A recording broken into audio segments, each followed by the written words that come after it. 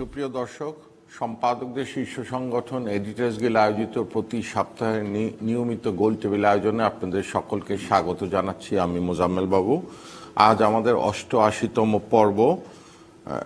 আজকে আমরা আলোচনার বিষয় ঠিক করেছি সরকারের ২১ দিন, অর্থনীতি এবং রাজনীতির ১০০ দিন, সরকারের ১০০ দিন, অর্থনীতি ও রাজনীতির চ্যালেঞ্জ। আসলে এই বিষয়টা অনেক বিস্তৃত, তাই আমরা বিস্তৃত পেশার অতিথিদেরকে দাওয়াত দিয়েছি। বিভিন্ন শ্রেণী পেশার যারা বাংলাদেশের বরেণ্য ব্যক্তি আছে তাদেরকে নিমন্ত্রণ জানিয়েছি। এই ১০০ দিনকে তারা কিভাবে মূল্যায়ন করেন আমি আমার অতিথিদের সাথে আগে প্রথম পরিচয় করিয়ে দিচ্ছি। প্রথমে আছেন ডক্টর হাসান মাহমুদ খন্দকার, সাবেক আইজিপি এবং রাষ্ট্রদূত। তারপরে রয়েছেন আমাদের সাংবাদিক বড় ভাই, সিনিয়র সাংবাদিক শওকত মাহমুদ। তারপরে রয়েছেন ডক্টর ফারজানা মাহমুদ, আইনজীবী ও গবেষক। তারপরে রয়েছেন অধ্যাপক সেলিম রাহান, নির্বাহী পরিচালক সানেম।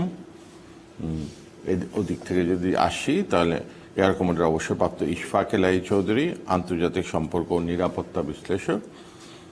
তারপরেই রয়েছেন ফারুক ফয়সাল, নির্বাহী পরিচালক আইন ও সালিশ কেন্দ্র। তারপরে রয়েছেন নঈম নিজাম, সম্পাদক বাংলাদেশ প্রতিদিন এবং এডিটর্স গিল্ডের অন্যতম প্রেসিডিয়াম সদস্য। তারপরেই রয়েছেন অধ্যাপক আবু আহমেদ, তিনি ঢাকা বিশ্ববিদ্যালয়ের শিক্ষক এবং অর্থনীতিবিদ। মানে সরকারের ১০০ দিনটা, হ্যাঁ, স্যাররে পরিচয় করেনি। আল্লাহ, আজকে আমার মাথা খারাপ হয়েছে। ২১ দিন বললাম, একজনকে বাদ দিচ্ছি। হ্যাঁ, অধ্যাপক আব্দুল মান্নান, ইউজিসির সাবেক চেয়ারম্যান এবং চট্টগ্রাম বিশ্ববিদ্যালয়ের সাবেক ভাইস চ্যান্সেলর। আমরা ১০০ দিন নিয়ে আলাপ করতে দিলে কোন দিক থেকে শুরু করব? আমি সানেম, ডক্টর সেলিম রায়ন, আপনার দিয়ে শুরু করি। আপনার অনেক জ্ঞান থাকতে পারে, কেন কিছুদিন আগে দেখলাম অনেক জ্ঞানী লোকদেরকে নিয়ে আপনি আলাপ করছেন যে কেমন সরকারের ১০০ দিন এবং অর্থনীতি কেমন চলছে। আপনি যদি একটু শুরু করেন তাহলে আমরা ওখান থেকে, আওয়ামী লীগের যারা ওটা জিজ্ঞেস করলে ওরা রাগ করবে, ১০০ দিন নিয়ে আলাপ করে কি লাভ, তারা ১০০ বছরে করবে। ২১০০ সাল পর্যন্ত তো টার্গেট দেওয়াই আছে। অনেক ধন্যবাদ। আসলে আমি ঠিক জানি না যে ১০০ দিনের টার্মটা কবে কিভাবে উদ্ভূত হলো। এটা সকল সরকার মোটামুটি ১০০ দিনে একটা কিছু টার্গেট দেয়। আমাদের মতো দেশে, উন্নয়নশীল দেশে আসলে এই ১০০ দিনের রেস্ট্রিকশন, এটা আসলে অথবা এরকম একটা time limit, it doesn't make any sense আমার কাছে এটা মনে হয়। সো এদিক থেকে আমার কাছে ওইভাবে না বলেন, শুরুটা কেমন দেখছেন নতুন সরকারের? জি না, আমি সেদিকটা একটু বলতে চাচ্ছি যে আমি যদি ওভাবে আসি, প্রথমেই যে জিনিসটা হয়তো বলতে চাইবো যে এটা তো একেবারে নতুন সরকার নয়, এটা তো গত সরকারেরই একটা কন্টিনিউশন। যদিও আমরা কয়েকটা গুরুত্বপূর্ণ মন্ত্রণালয় পরিবর্তন দেখেছি, কিন্তু যদি আমরা সরকারের অর্থনৈতিক নীতি এবং নীতির প্রয়োগের যে প্রক্রিয়াটা, সেটা দিকে যদি তাকাই তাহলে আমার মনে হয় না খুব বড় ধরনের কোনো পরিবর্তন হয়েছে। তো সেই জায়গাটা একটু আমাদের মাথায় রাখা দরকার। সেটা যেমন একটা দিক। আরেকটা দিক হচ্ছে যে বড় ধরনের অর্থনীতির যে চ্যালেঞ্জগুলো আমাদের গত প্রায় ২ বছর ধরে, অথবা কোভিড থেকে শুরু করে যেটা আমাদের চোখের সামনে দেখছি, বিশেষ করে কোভিড পরবর্তী সময়ে উচ্চ মূল্যস্ফীতি, সামষ্টিক অর্থনীতির যে একটা বড় ধরনের অস্থিতিশীলতা, এটার প্রকাশটা বিভিন্নভাবে হচ্ছে। বৈদেশিক মুদ্রার রিজার্ভে একটা আমরা জানি বড় ধরনের অর্ধেকের কমে নেমে এসছে একটা খুব অল্প সময়ের মধ্যে। আরও যে সিমটম যেগুলো, বিশেষ করে যদি আমরা রাজস্ব আদায়ের দিকে তাকাই, সরকারের বিভিন্ন বড় ধরনের খরচগুলো, যেগুলো বড় প্রকল্পগুলো আছে, সেগুলো বাস্তবায়নের যদি প্রক্রিয়াগুলো দেখি, আমার কাছে মনে হয় যে আমরা বড় ধরনের কোনো ডিপার্চার হয়নি ওই প্রক্রিয়া থেকে, বরং কোনো কোনো জায়গায় হয়তো আমাদের কিছু কিছু উদ্বেগের মাত্রা বাড়িয়েছে। আমি হয়তো সেই কথাগুলো একটু বলতে চাই। উদ্বেগের মাত্রাটা কোথায় বাড়িয়েছে এটা যে একটা হচ্ছে যদি আমরা মূল্যস্ফীতির দিকে তাকাই, যেটা হচ্ছে সবাইকে আমাদের অ্যাফেক্ট করছে এবং সবচেয়ে বেশি অ্যাফেক্ট করছে দরিদ্র জনগোষ্ঠীকে। এই ব্যাপারে আমাদের মনে হয় কারো কোনো দ্বিমত নেই। তো সেই জায়গাটা কিন্তু সেইভাবে এখনও এটাকে নিয়ন্ত্রণ করার খুব কার্যকরী সেরকম কোনো চিত্র আমরা দেখতে পাচ্ছি না। তার একটা বড় কারণ হচ্ছে যে এটা মূল্যস্ফীতি বিষয়টা এরকম না যে আজকে সিদ্ধান্ত নিলাম ওভারনাইট কালকে এটা কমে আসবে, তা নয়। এটা এটা এখনকার যে আমরা দেখছি চিত্রটা, এটা অনেকটা হচ্ছে একটা দীর্ঘ সময় জুড়ে, আমি যদি একটু সাহস করে বলতে চাই, ভুল নীতি প্রয়োগের কারণে এবং সঠিক নীতি যখন নেওয়ার শুরু করা হলো সেটাও বেশ দেরি করে এবং বেশ ইতস্ততা করে, মানে এটাও না যে একটা রাইট ওয়েতে এবং খুব বোল্ড স্টেপ নেওয়া হয়েছে। আমি মুদ্রানীতির কথা বলছি, এবং মুদ্রানীতির কথা আমরা সবাই জানি যে ৯-৬ অথবা ৬-৯ যে প্রক্রিয়াটা একটা দীর্ঘ সময় জুড়ে, ইটস আনপ্রেসিডেন্টেড। এটা বাংলাদেশের মতো একটা উন্নয়নশীল দেশে কোথাও দেখা যাবে না। এবং কেন্দ্রীয় ব্যাংক যে কেন এরকম সিদ্ধান্ত নিল এবং সেটাকে একটা দীর্ঘ সময় জুড়ে এটা রাখলো, সেটা কিন্তু মূল্যস্ফীতি নিয়ন্ত্রণে কোনো রকম আমাদেরকে সাহায্য করেনি। আরেকটা জায়গা আমি দেখবো যে বলবো যে যখন কেন্দ্রীয় ব্যাংক মোটামুটি একটু সাহসী পদক্ষেপই নিল যে এখান থেকে সরে আসার এবং সুদের হার তারা পরিবর্তন করা শুরু করলো, কিছুটা হলেও মার্কেট বেসড রেটের সাথে অ্যালাইন করার চেষ্টা করলো, সেই জায়গায় যে পয়েন্ট আমি বলেছিলাম ইতস্ততা, একটা বোল্ড স্টেপ, সেটা কিন্তু দেখিনি। এখনও আমরা বিভিন্ন অর্থনীতিবিদরা নানাভাবেই এক ধরনের ঐক্যমত্য আছে যে সুদের হার যা হওয়া উচিত তার থেকে এখন অনেক কম মূল্যস্ফীতি নিয়ন্ত্রণের জন্য। আমার কিন্তু আমি বলতে চাই এটা আমরা কিন্তু এমন একটা পরিস্থিতির মধ্যে যে আছে, এটা অস্বাভাবিক পরিস্থিতি। স্বাভাবিক পরিস্থিতিতে অবশ্যই আমি সুদের হার কমের কথা বলবো, তো এখন এরকম একটা অস্বাভাবিক পরিস্থিতিতে সুদের হারটা যা হওয়া দরকার তার থেকে কম আছে। আরেকটা জায়গা আমি হয়তো বলবো, দেখুন ফরেন রিজার্ভের যেটা বড় আমরা পতন দেখেছি, সেটাও কিন্তু ভ্রান্ত নীতির কারণ।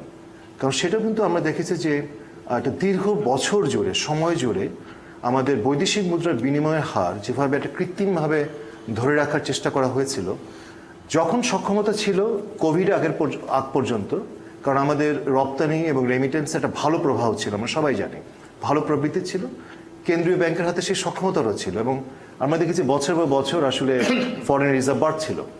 কিন্তু যখন রপ্তানি এবং রেমিটেন্স এই দুটো আমাদের অর্থনীতির প্রবৃদ্ধির বড় দুটো চালিকা শক্তি, এই দুটো আমরা দেখছি যে গত কয়েক বছর কিন্তু খুব তাদের অনিয়মিত এবং একটা পারফরমেন্স, এবং তখন সেই সময় মুদ্রার হার একটা কৃত্রিমভাবে ধরে রাখার চেষ্টা, সেটা কিন্তু আমাদের একটা ক্ষতি ফেলেছে। আমি একটা কথা বলে একটা এই পর্যায়ে আমরা শেষ করব যে সামগ্রিকভাবে আমাদের এই মুহূর্তে যে বড় চ্যালেঞ্জ আমি যেটা মনে করি যে সামষ্টিক অর্থনীতি স্থিতিশীলতা ফিরিয়ে আনা হচ্ছে সবচেয়ে বড় চ্যালেঞ্জ, এবং সেটা করতে গিয়ে এটা অনেকটা হচ্ছে এরকম একটা খারাপ জিনিসকে ভালো করতে গিয়ে এমন কিছু পদক্ষেপ নিতে হচ্ছে যেটার আবার লং টার্ম কিছু কনসিকুয়েন্স আছে। যেমন আমাদের সামষ্টিক অর্থনীতি স্থিতিশীলতা ফিরিয়ে আনার জন্য এমন কিছু পদক্ষেপ নিতে হচ্ছে, সুদের হার যেমন বাড়াতে হচ্ছে, সেটা কিন্তু ব্যক্তিগত বিনিয়োগকে ক্ষতি করছে এবং ব্যক্তিগত বিনিয়োগ কিন্তু স্লথ হওয়ার একটা আমরা সিমটম দেখছি। জি জি, শুধু কি ব্যক্তি খাতে, আমরা অর্থনীতির ছাত্র নই, কিন্তু আমাদের এখানে আপনি এই মার্কিন যুক্তরাষ্ট্রের সুদের হার বাড়িয়ে যেভাবে মুদ্রাস্ফীতি নিয়ন্ত্রণ করা যায়, আমাদের মতো দেশের অর্থনীতি যেভাবে চলে, এখানে যদি সুদের হার বাড়ান অন্যান্য সকল খরচগুলি তো বেড়ে যাবে, তাহলে তো কস্ট ইনডিউসড আরেক ধরনের মুদ্রাস্ফীতি। এই জায়গায় যেটা দরকার ছিল, যেটা আমি একটু বলতে চাচ্ছিলাম একটু সময় নিয়ে, সেটা হচ্ছে যে একটা কম্প্রিহেন্সিভ মেজার দরকার ছিল। একদিকে যেমন মুদ্রানীতি, রাজস্ব নীতি এবং সামগ্রিকভাবে বাজার ব্যবস্থাপনা। আমাদের বাজার ব্যবস্থাপনা কিন্তু প্রচন্ড অনিয়ম আছে, প্রচুর অনিয়ম আছে। ব্যবসায়ীরা, অনেক অসাধু ব্যবসায়ী তারা সুযোগ খোঁজে যে, এবং তারা নানাভাবে দাম বাড়ায়। এই জায়গাটা আমার কাছে মনে হয় কোঅর্ডিনেটেড যে কোনো একটা পৃথকভাবে করলে কিন্তু কোনো লাভ। আমি পুরো একমত। আর আরেকটা ব্যাপার, আমি মাঝখানে আপনাকে ডিস্টার্ব করিনি, আপনি কি অর্থ এবং পরিকল্পনা মন্ত্রণালয়ে কোনো পার্থক্য দেখছেন না? আগে অর্থমন্ত্রী অফিসে আসতো না, এখন আসেন। আগে পরিকল্পনা মন্ত্রী অফিসে আসতো, এখন আসেন না। এটা ব্যক্তিগত বিষয় আসবে, বাট আমি মনে করি যে এটা তো কাজ, এটা তো কাজ না। আপনি পার্সোনাল যখন কোনো কাজে যাবেন, চা খেতে যাবেন কি যাবেন না, সেটা তো আমি মনে করি যে আমি যদি এভাবে যদি কথাকে বলি একটু আরো আমার অর্থনীতি থেকে অফিসে আসতেন না বলতে আমি বুঝাচ্ছি অ্যাক্টিভ ছিলেন না। আমি যেটা এভাবে বলতে চাই, আপনার মনে আছে বাবু ভাই, যে আমরা কিন্তু গত বছর জুড়েও বিভিন্ন সময় কিন্তু বলেছি, আপনিও মনে হয় বলেছেন যে অর্থনীতির ক্ষেত্রে আমরা সেরকম নেতৃত্বের অভাব দেখছি। নেতৃত্ব এটা কেমন দেখেন নাই যে বাংলাদেশ ব্যাংকের গভর্নরের পিছনে পিছনে সচিব সাহেব ওয়ার্ল্ড ব্যাংকের মিটিং এ হাঁটে, এটা কি ঠিক? এটা ঠিক না, অবশ্যই ঠিক। আমি আবু আহমেদ সাহেব আপনার কাছে আসে যে এই দুইটার সাথে আপনি একটু শেয়ার মার্কেটটাও যোগ করে না দিন। না, আমার একটু পার্থক্য আছে সেলিম রায়হানের এই সুদের হার বৃদ্ধি নিয়ে। হ্যাঁ, পৃথিবীতে আমাদের মতো দেশে এই ফেডারেল রিজার্ভ সিস্টেমের যে মানে পলিসি ইনস্ট্রুমেন্ট ব্যবহার করে এবং they raise the interest rate, almost every central bank followed that. এটা আমাদের দেশে খুব কাজ করে না, করবেও না। এই জন্য আমি সুদের হার একবারে আরো বৃদ্ধি করলে মূল্যস্ফীতি কমে যাবে এটাতে আমার বিশ্বাস নাই। কারণ আমাদের বাজার ব্যবস্থাপনা, demand supply, cost push, inflation, ultimately ওটা আরো বেশি ক্ষতিকর। ডিমান্ড সাইডকে দাবিয়ে রাখা, এটাই তো সুদের হার বৃদ্ধির লক্ষ্য, মানে উদ্দেশ্য। তো ওটা খুব বেশি কাজ করবে বলে মনে হয়। এনিওয়ে, বাংলাদেশ ব্যাংক সেটা হয়তো ওই যে IMF বলতেছিল এবং ফেডারেল রিজার্ভ সিস্টেমকে ফলো করতেছে, এটা ঠিকই আছে। হোপফুলি, আমি জানি না, আমরা তো 6 মাস পর থেকে সুদের হার কমানোর পক্ষের লোক, এবং ইনভেস্টমেন্টটা একটু চাঙ্গা হোক, ইকোনমিতে কনজামশনটা একটু উপরের দিকে যাক, কারণ ইকোনমিতে স্থবির হয়ে যাচ্ছে এবং ওটাতে সবচেয়ে। আরেকটা জিনিস আমি খুব এটা কিছুদিন থেকে লক্ষ্য করতেছি, সেটা হচ্ছে আগামীতে মূল্যস্ফীতি কমার কোনো সম্ভাবনা আমি দেখছি না। এটার মূল কারণটা হচ্ছে সরকার রাইট অ্যান্ড লেফট বড় করেছে, ঋণ করেছে ইন্টারন্যাশনাল সোর্স থেকে, ওই বন্ড বিক্রি করছে, অনেক হাজার হাজার কোটি টাকা নিয়েছে। এই টাকা রিপে করা এত সহজ হবে না উইথ দ্য ইন্টারেস্ট, বা হাই ইন্টারেস্টে 10.5% অফার করতেছে গভর্নমেন্ট ইটসেলফ, ওই যে ট্রেজারি বন্ড। এখন যদি আমি প্রশ্ন করি, যে কিছুদিন আগে সরকার একটা অনুরোধ করলো কাকে জেনে, যে আপনারা ওই রাশিয়াকে বলতেছে যে আপনারা পরে নেন টাকা 2 বছর পরে। তো 2 বছর পরে আমাদের হাতে কি ম্যাজিক আছে যে 2 বছর পরে আমাদের সবকিছু ঠিক হয়ে যাবে? বরং আমরা যেটা নিয়ে ফেল করেছি, এবং আমরা ইভেন আমাদের সিনিয়র সাংবাদিক সবাই লেখালেখি করা উচিত ছিল, বলা উচিত ছিল, যখন সরকার গত 5, 6, 7 বছর আগ থেকে বড় নিচ্ছিল, ওই যে লোন করতেছিল, এই লোনগুলো কিন্তু আমাদের জন্য কিন্তু ক্ষতিকারক হয়ে দাঁড়িয়েছে। মানে ক্ষতিকারক ইন দ্য সেন্স, আমরা পে করার ক্যাপাসিটির বাইরে আমরা লোন করেছি, ওই সেন্সে আমি বলতেছি। এখন এই যে পাকিস্তান একটা লোন নিয়ে আরেকটা লোন পরিশোধ করতেছে, বাংলাদেশের অবস্থা যদি সেদিকে যদি যায়, এই যে 1 বিলিয়ন ডলার বোধ ইন্টারেস্ট রেট পেমেন্ট করতেছে ফরেন এক্সচেঞ্জে, এবং ওই যে ফাইন্যান্সিয়াল অ্যাকাউন্টের নেগেটিভিটি মূল কারণ আমাদের লোন পেমেন্ট এত বৃদ্ধি ফরেন এক্সচেঞ্জে, যেটা এয়ারলাইন্সগুলো, ফরেন এয়ারলাইন্সগুলো টাকা দিতে $630 মিলিয়ন পেন্ডিং। তো এখন যদি আমরা পেন্ডিং রাখতে থাকি ইত্যাদি, আমি মনে করি এখনো সরকারকে অনুরোধ করব, আর রাইট অ্যান্ড লেফট বাইরের সোর্স থেকে এবং ইন্টারনাল সোর্স থেকে একটু মানে বড় জন্য না করে। আমি একটু শেষ করি। IMF এর অনেক কথা আমি পছন্দ করি না, একটা কথা পছন্দ করলাম, মানে এটা হচ্ছে IMF বলেছে যে বাজেটটা ছোট রাখার জন্য। এটা আমার কাছে মনে হয় এটা ঠিক আছে, কারণ হচ্ছে বাজেট যতই বড় করবেন তত বড় করতে হবে সরকারকে। স্যার, এই ক্ষেত্রে দুইটা আমার মন্তব্য। এই IMF এর এই বক্তব্যের প্রয়োজন নাই, কারণ বাজেট আমরা যাই করি না কেন, আলটিমেটলি ইমপ্লিমেন্টেশনে গিয়ে যা টাকা যতটুকু থাকে অতটুকুই হয়, পুরোটা তো হয় না।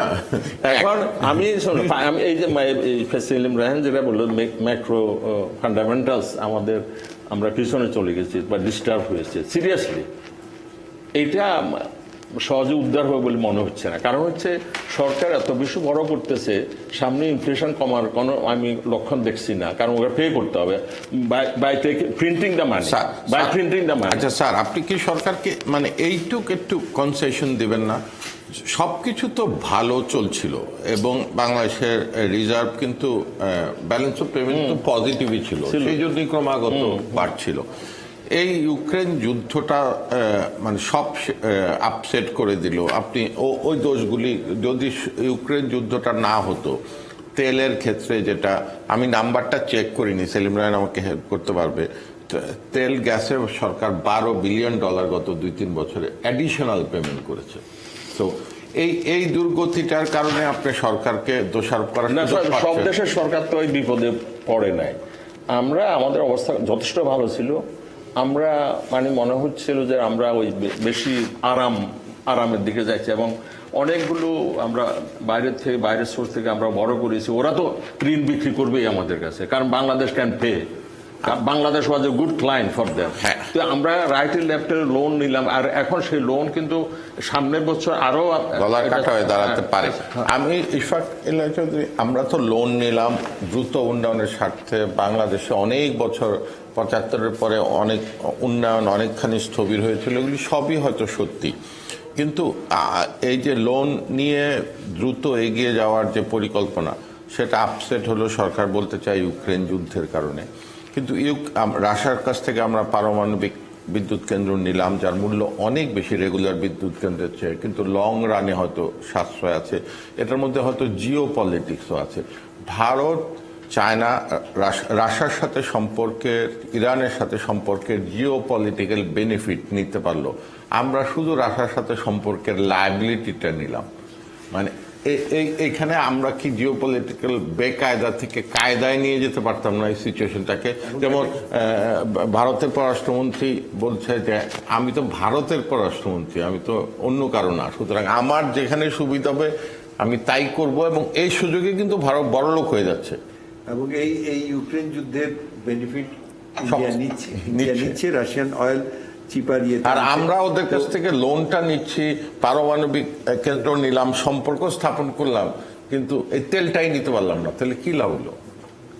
এগুলো নিয়ে প্রশ্ন হতে পারে। তবে নিউক্লিয়ার পাওয়ার প্ল্যান্টের কথা যে আপনি বললেন অনেক বেশি এক্সপেন্সিভ, এটা আমি সম্পূর্ণ লং রান, যদিও আমাদের খরচ, যেমন ধরেন ভারতের একটা প্ল্যান্টের সাথে আমাদের এখানে ইয়ে হচ্ছে, যখন আমি গুগলসে গেলাম এবং এই স্টাডি করলাম যে ওরা যে প্ল্যান্টটা বানাচ্ছে সেখানে অলরেডি আরো 2টা প্ল্যান্ট আছে, এবং it is on a very solid hard ground, দক্ষিণে পাহাড়ের মানে শক্ত মাটি। বাংলাদেশের এই নিউক্লিয়ার পাওয়ার প্ল্যান্টটা হচ্ছে পৃথিবীর প্রথম পলিমাটিতে প্রায় 300 ফিট নিচ থেকে আপনার গাঁথনি দিয়া উঠানো হচ্ছে, অ্যান্ড এর যে যেমন আমাদের ব্রিজের একটা খরচ, ব্রিজ থেকে যে খরচ বেশি হয়ে যায় অনেক সময় রিভার মেনটেন্যান্স, এখানেও আমি I will not go into those details, কিন্তু আমাদের খরচ বেশি হওয়ার ওইটা একটা কারণ। বাট ইউ আর রাইট, যে ওটা আমি যতদূর জানি যে এই নিউক্লিয়ার প্ল্যান্ট যে অন টাইম যখন রেডি হয়ে যাবে, আমাদের কিন্তু ওই পাওয়ারটা নেওয়ার যে ট্রান্সমিশন লাইন তখনও রেডি হবে না বলেই আমি শুনেছি। কারণ এটা অত্যন্ত অ্যাকুরেট একটা, আমি অত টেকনিক্যাল বলতে পারবো না, বাট এটা নর্মাল লাইনের মতো নয়, it has to be very very stable, precise. সেটা হয়নি। আমরা আবার এখন সেকেন্ড নিউক্লিয়ার প্ল্যান্টের কথা বলছি।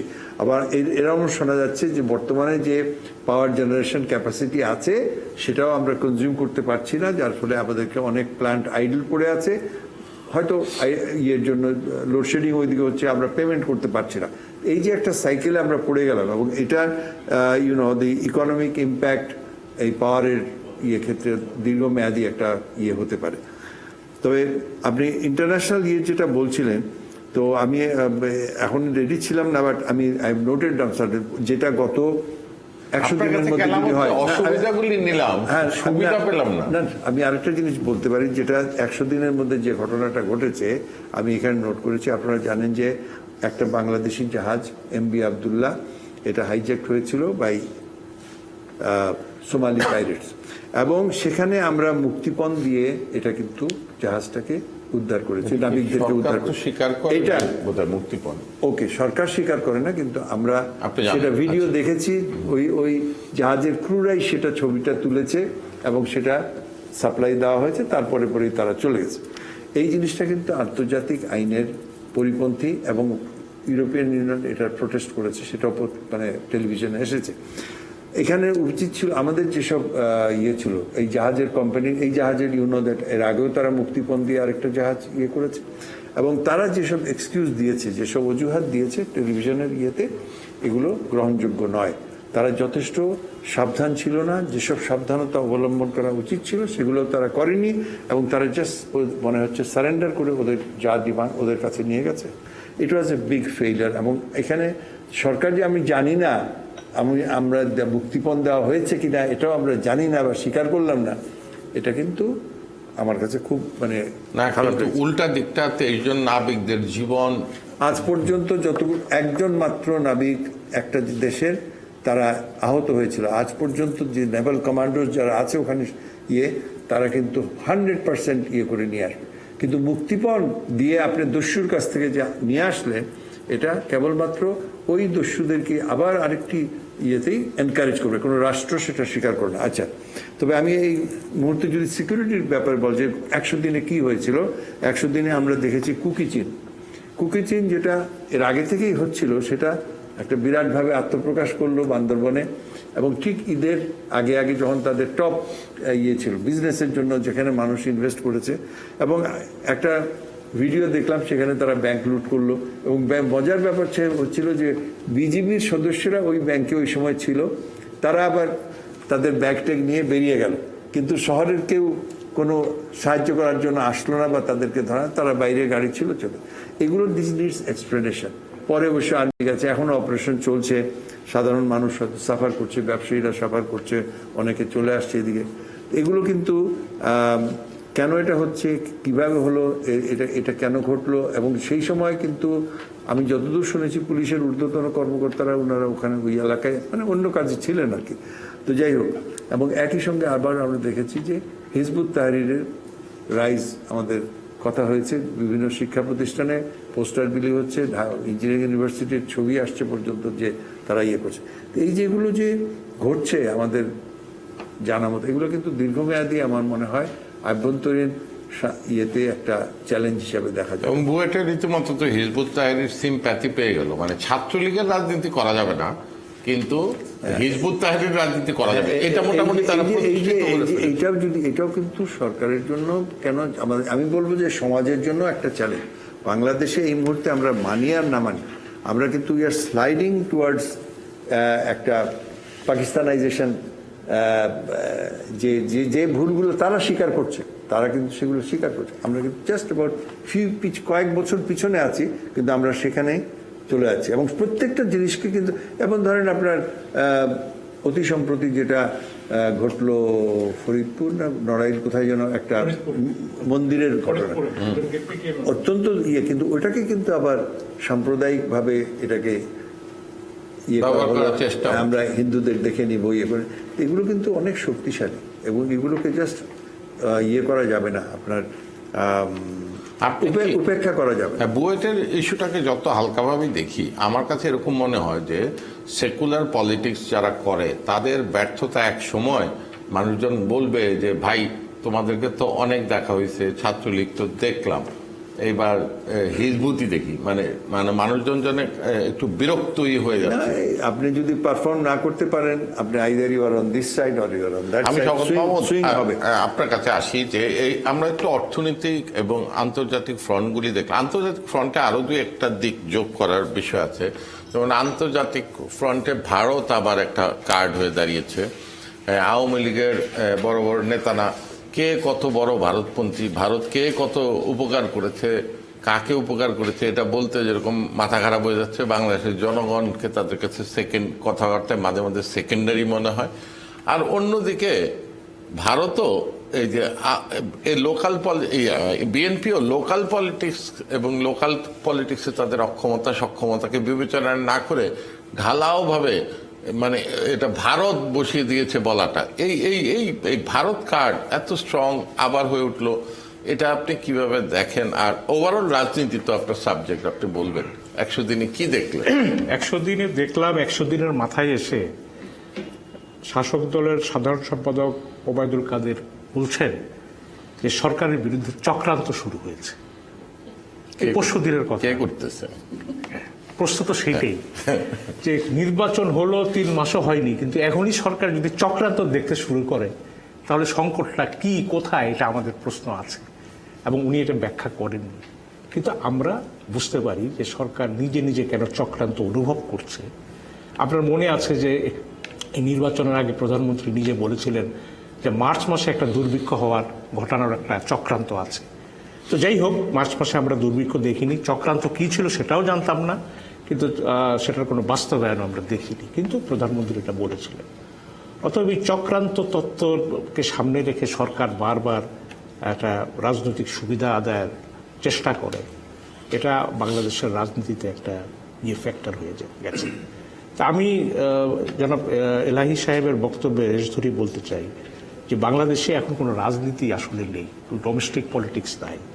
সরকার ব্যস্ত, সরকারের কে নিয়ে, আর বিরোধী দল ব্যস্ত হচ্ছে তার মানে হতাশা, তারপরে তার দুর্বলতা, এগুলো কাটিয়ে কিভাবে মাঠে কোনোভাবে থাকা যায় সেটার চেষ্টা তারপর করা। গরমকালে শাল রাখার জায়গা নাই, তাই শাল পুড়িয়ে সেটা করা। ফেলতেছে। এবং এটা ভারতের যে বিষয়টা এসছে, এটা কিন্তু রাজনীতিবিদদের কাছ থেকে আসেনি, এটা এসছে একটা সামাজিক আন্দোলনের মধ্য দিয়ে, সোশ্যাল মিডিয়া থেকে রিজভী আসছে। আহমেদ কি রাজনীতিবিদ? না, এটা রিজভী তো পরে, এটা পিক কাল করেছে। পিক করেছে। কারণ বাংলাদেশে এখন ভারত বিরোধী কোনো রাজনৈতিক দল নাই। বাংলাদেশে ভারত বিরোধী কোনো রাজনৈতিক দল নাই, এটা আপনারা ধরে রাখেন। ভারতের সাফল্য হচ্ছে এই নির্বাচনের মধ্য দিয়ে। পিনাকিও নাকি ভারতের লোক, সেটা আমার জানা নেই, এটা আপনারা ভালো শুনলাম। বলতে পারবেন। তাকে এডিটার্স গিল্ডের মেম্বার বানালে আপনারা জানতে পারবেন। তো বিষয়টা হচ্ছে যে ভারত বিরোধিতা বা ভারত সংলগ্নতা বা ভারত বিষয়ে এটা আমাদের কোনো পার্টির কোনো বক্তব্য নেই, কিন্তু তারা সব ইসলামী দলগুলো পর্যন্ত কিছু বলে না। এখন ভারতের প্রধানমন্ত্রী তার ইলেকশনে তার এই সাম্প্রদায়িক কার্ড খেলছে, মুসলমানদের বিরুদ্ধে বক্তব্য দিচ্ছে, কিন্তু আমাদের এখানে কোনো কথা হচ্ছে না। আমাদের এখানে ফরিদপুরে যে ঘটনাটা ঘটেছে, আপনি বলছেন যে এটাকে অন্য খাতে নেওয়ার চেষ্টা করছে, কিন্তু এটা তো রিয়েলিটি। বাংলাদেশে দুটো ছেলেকে মন্দিরে আক্রমণের দায়ে পিটিয়ে মেরা ফেলা হয়েছে, এবং কালকে ডিসি বলেছেন যে এখানে একটা ইউপি চেয়ারম্যান এবং একজন হিন্দু মেম্বার এটা নিজেরা ওই পিটুনিতে অংশ নিয়েছে। এই ঘটনাটাকে আপনি তো হেলাফেলা করেন, এবং এটার আমাদের হচ্ছে কি, আমরা কোনো কিছুতে এই আমাদের সংখ্যাগুরুর উপর আক্রমণ হলে আমরা চিন্তা করি যে এটা কোন পর্যন্ত আমরা নিয়ে গেলে আবার এটা সাম্প্রদায়িক একটা অনাকাঙ্ক্ষিত পরিস্থিতির উদ্ভব হয় কিনা। কিন্তু তাই বলে কি আমরা প্রতিবাদ করবো না? গভর্নমেন্ট তো প্রতিবাদও করতে দেয় না। ভারতে মুসলমানদের উপর যা হয়েছে, নরেন্দ্র মোদী করেছেন, আমরা বাংলাদেশে কি সেটা প্রতিবাদ করেছি? বরং নরেন্দ্র মোদী আসার পরে আমরা যাদেরকে গ্রেপ্তার করেছি তার সফরের প্রতিবাদে আন্দোলন করার জন্য, তাদেরকে তো এখনো ছাড়া হয়নি। তো কেন? Why India certainly become so powerful in our politics and in any international area also. Because একটা লাইন বলি শুধু, এটা আপনি সরকারের দোষ দিচ্ছেন, কিন্তু বাংলাদেশের ইসলামী দল থেকে শুরু করে জাতীয়তাবাদী দলগুলির কথাও যদি বলি, এই ভারতে বিজেপি সরকার যেরকম সাম্প্রদায়িক রাজনীতি করছে, ইসরায়েল যা করছে প্যালেস্টাইনে, ট্রাম্প যা করছে সেখানে হোয়াইট শ্বেতাঙ্গবাদ, আমরা কি যথেষ্ট প্রতিবাদ? আগে তো রাস্তায় থাকতো মানুষের, এখন মানুষজন রাস্তায়ও থাকে না। আর যে মন্দিরের ঘটনাটাকে অবশ্যই মারা গেছে, ঘটনা তো অবশ্যই সত্য, কিন্তু এটা সাম্প্রদায়িক বন্যা নিয়ে আইন শৃঙ্খলা পরিস্থিতি হিসাবে দেখা যায় কিনা। সরকার সেটা করুক না, সরকার সেটা নিরপেক্ষ তদন্তের মাধ্যমে প্রমাণ করে দেয় যে এটার সঙ্গে কোনো সাম্প্রদায়িকতার সংশ্লেষ ছিল না। কিন্তু সরকার সেটা বলছে না, কিন্তু বরং বলছে যে এটাকে অন্য খাতে প্রবাহিত হতে দেওয়া হবে না, সেটা অন্য জিনিস। কিন্তু সরকার যদি সুষ্ঠু তদন্ত করত, আজকে যদি উখিয়ার ঘটনা যে হয়েছিল, তারপর ব্রাহ্মণবাড়িয়া যেটা হয়েছে, বাংলাদেশের সরকারের মন্ত্রিসভার মধ্যেই তো সাম্প্রদায়িক লোক আছে যারা সাম্প্রদায়িকতার পরিস্থিতির সৃষ্টির জন্য জড়িত ছিল, এরকম লোকও আছে, এরকম লোক আছে যথেষ্ট। আপনি এখন কিভাবে এটা বিচার করবেন? আর ভারতের ফ্যাক্টর যেটা বলছেন যে হঠাৎ করে ভারত বিরোধিতা বা ভারতের পণ্য এগুলো নিয়ে যে বিষয়গুলো হচ্ছে, এটার জন্য আমাদের আওয়ামী লীগ সরকার দায়ী, ভারত দায়ী। কারণ আমাদের সাবেক পররাষ্ট্রমন্ত্রী মোমেন সাহেব বলেছেন যে ভারতকে বলে এসেছে আমাদেরকে ক্ষমতায় রাখতে হবে। ওবায়দুল কাদের সাহেব বলছেন যে ভারত না থাকলে একটা বৃহৎ শক্তি চক্রান্ত করেছিল এবং এটার জন্য আমাদের একটা বড় অসুবিধা হয়ে যেত। এই কথাগুলো তো সরকার বলছে, বিরোধী দল তো বলছে না, সরকারের কর্তা ব্যক্তিরা বলছে। তো এইগুলি তো আপনি অস্বীকার করতে পারবেন না।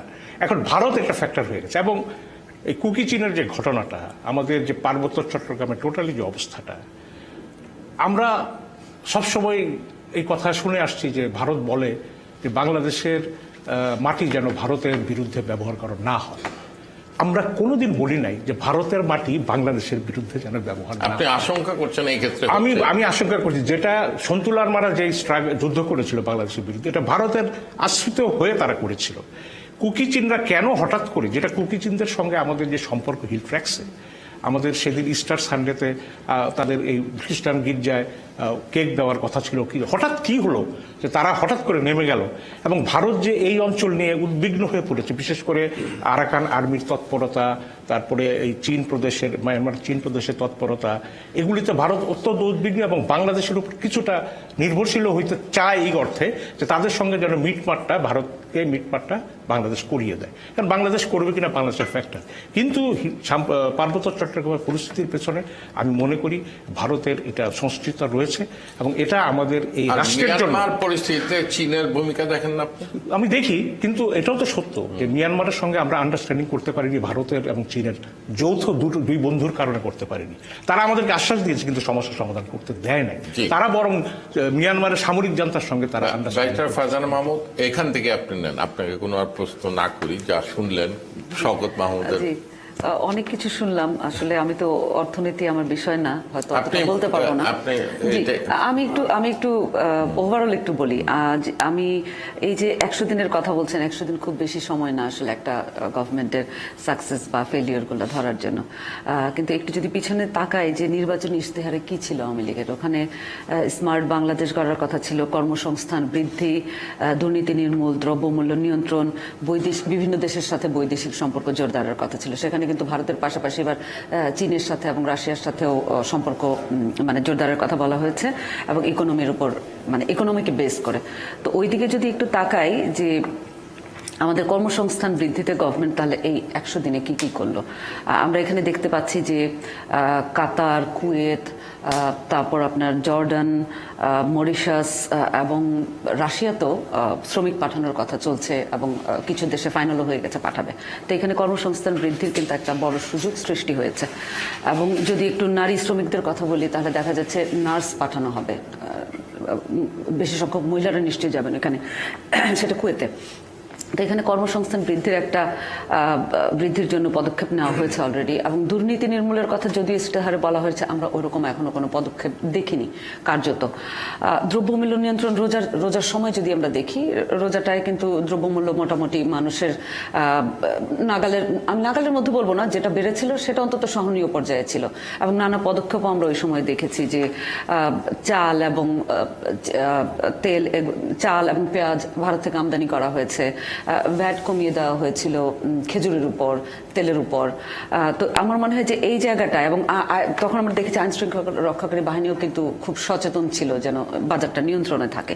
তো এই জায়গায় সরকারের দ্রব্যমূল্য নিয়ন্ত্রণ রাখা বা আপনি বাজারটা নিয়ন্ত্রণে রাখার ক্ষেত্রে খুব তৎপরতা দেখেছি। আশা করব সেটা ভবিষ্যতেও বজায় থাকবে, কারণ নির্বাচনী ইশতেহারও বলা হয়েছে।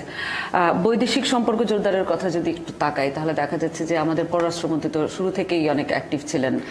উনি বিভিন্ন দেশে গিয়েছেন, দ্বিপক্ষীয় বহুপক্ষীয় বৈঠক করেছেন।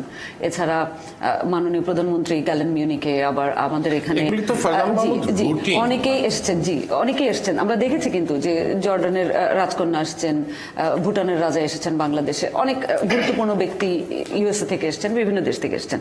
তো এগুলো কিন্তু একটা ইঙ্গিত দেয় যে নতুন সরকারের কিছু পরিকল্পনা রয়েছে, এবং সেই অনুযায়ী তারা আগাচ্ছে। আমি জাস্ট বললাম যে নির্বাচনী ইশতেহার অনুযায়ী কি কি কাজ তারা শুরু করেছে। এখন চ্যালেঞ্জ তো রয়েছে, আমরা প্রথমেই মুদ্রাস্ফীতির কথা সবাই মোটামুটি বলবেন এখানে যারা বলেছেন, দ্রব্যমূল্যের ঊর্ধ্বগতি রয়েছে, গুড গভর্নেন্সের ব্যাপারটা রয়েছে, আর সাম্প্রদায়িকতা তো আমাদের আগেও ছিল এবং দিন দিন সেটা বেড়েই চলছে আসলে।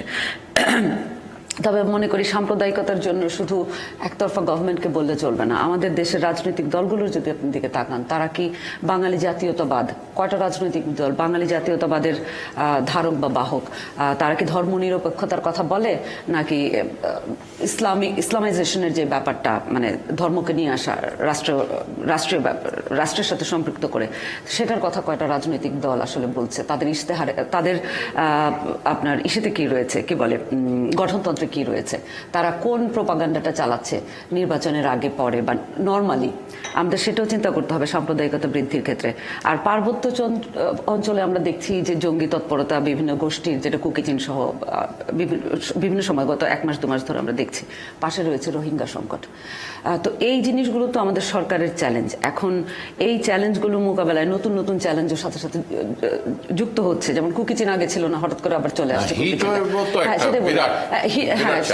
এটা আমাদের জলবায়ু পরিবর্তনের কথা যদি বলি, এখন জলবায়ু পরিবর্তনের যে ইফেক্টগুলো, সেগুলো কিন্তু বাংলাদেশ অলরেডি নানাভাবে ভুগছে, এবং সেটার জন্য শুধু বাংলাদেশ দায়ী না, উন্নত দেশ যা করছে তাদের কর্মকাণ্ডের জন্য আমরা সাফার করছি। এখানে আমি দেখলাম যে আমাদের মাননীয় মন্ত্রী উনি বলছেন যে অ্যাকশন নেওয়া হবে, এবং কাজ বিভিন্ন ধরনের পদক্ষেপের কথা বলছে, এয়ার পলিউশন, ওয়াটার পলিউশন, সেগুলো রোধে, এবং 1000টা ব্রিকফিল্ড যেগুলো মানে ইলিগাল, সেগুলো আইডেন্টিফাই করা হয়েছে এবং এবং 500 টাকা নাকি ডেমোলিশ করা হবে, এ ধরনের আমরা দেখতে পাচ্ছি বিভিন্ন পত্রপত্রিকায়। এখন যেরকম কিছু আশার কথা রয়েছে, কিছু হতাশার কথা রয়েছে, তা আমি অলরেডি বললাম। এবং কিন্তু এই পর্যন্ত ফারজানা, আমরা যদি ইচ্ছা করি কিন্তু বাংলাদেশের সকল সমস্যা কিন্তু আমরা ইউক্রেন যুদ্ধের উপর চাপিয়ে দিতে পারি, কিন্তু মানে এই প্রতিকূল অবস্থায় যেটা আবু আহমেদ স্যার বলছিলেন যে পৃথিবীর বিভিন্ন দেশ তো নিজেদেরকে কোনো না কোনো ভাবে স্টিয়ার করে সামনে নিয়ে যাচ্ছে।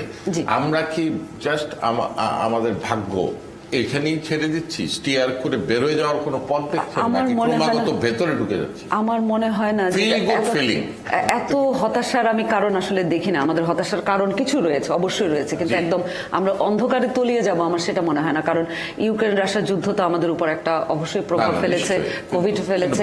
এখন যদি আপনি দেখেন এখন বৈশ্বিকভাবে যা চলছে, ইসরায়েল প্যালেস্টাইন এবং এই ইরান, এসব ইস্যুতে তো আমাদের চিন্তিত হওয়ার রয়েছেই, কারণ রয়েছে না ধরনের। এটা আমাদের অর্থনীতিতে প্রভাব ফেলবে এবং শ্রমবাজারেও প্রভাব ফেলবে। ফারুক ফয়সাল, এটা তো হচ্ছে হার্ড মানি, হার্ড পররাষ্ট্রনীতিতে গেলাম। এই মানবাধিকার ফ্রন্ট, জীবনযাত্রা ফ্রন্ট, ফিল গুড ফ্রন্ট, মানে আমাদের কেমন লাগতেছে এই দেশে থাকতে? মানে এখন আমি রায়হান ভাইয়ের সাথে একমত যে এই সরকারের 100 দিন হিসাব করা একটু কষ্টকর, কারণ এই সরকারের 15 বছর প্লাস 100 দিন হিসাব করতে হবে, তাই না? এখন 15 বছরের যেগুলা সাফল্য, ভুল, ভ্রান্তি, সেগুলো ওই হিসাবের মধ্যে আনতে হবে। যে কারণে মার্কিন যুক্তরাষ্ট্র যে হিউম্যান রাইটস রিপোর্ট যেটা প্রকাশ করেছে, সেটার মধ্যে অনেক কথা আছে, সব কথা নিয়ে তারা কথা বলেছে। এখন মার্কিন যুক্তরাষ্ট্র এই নির্বাচনে তেমন একটা সমর্থন করেনি যখন নির্বাচন হচ্ছিল। তো সরকারের সামনে একটা বড় চ্যালেঞ্জ ছিল যে অন্তত জনগণও জিজ্ঞেস করতেছিল, প্রায় আমি যাদের সাথে কথা বলছি তারাই বলছে নির্বাচনটা কি হবে কি হবে না। কিন্তু নির্বাচনটা হয়েছে, যেমন নির্বাচনই হোক, সেটার একটা সাফল্যর ময়ূরের পালক এই সরকারকে দিতে হয়। কিন্তু এই সরকারের একটা বড় অসুবিধা হচ্ছে এককেন্দ্রিক সরকার, যে প্রধানমন্ত্রী ছাড়া আশেপাশে সরকারের আর কোনো লোকরে তেমন সফল, তেমন যোগ্য বলে আমরা দেখি না। এটা তো কিছু করার নাই। মাননীয় প্রধানমন্ত্রী 15-20 বছর ক্ষমতা আছেন, তিনি বঙ্গবন্ধু কন্যা, অতীতের অভিজ্ঞতাও আছে, কেউ তার সাথে হয়তো ম্যাচ করতে পারে না, এটা তো আর অপরাধ হতে পারে না। না, কিন্তু এমন লোক তাকে নিতে হবে যে লোকেরা কাজ করতে পারে, তাই না? হয়তো কিছু মন্ত্রী পরিবর্তন হয়েছে, এখন কিছু আমলাও পরিবর্তন হচ্ছে, হয়তো এটা চেঞ্জ হবে। কিন্তু মার্কিন যুক্তরাষ্ট্রে কি আপনি খুব সিরিয়াসলি নেন? ওরা যা বলে, যা করে আর যা লেখে, এগুলির মধ্যে কি কোনো মিল আছে? আমি একটা লাইন অ্যাড করতে চাই, যে মানবাধিকার ইস্যু নিয়ে যখন আমরা বলছি, আমরা কিছুদিন আগেই দেখেন, আপনি ভিডিও দেখেন, গতকালই সম্ভবত একজন প্রফেসরকে যেভাবে মার্কিন পুলিশ হেনস্থা করছে, তো যখন মানবাধিকারের কথা আবার আমাদের দেশকে নিয়ে বলে, আমার খুব সেটাই আমরা বলছিলাম, যা বলে, যা করে আর যা লেখে, এর মধ্যে কোনো মিল নেই।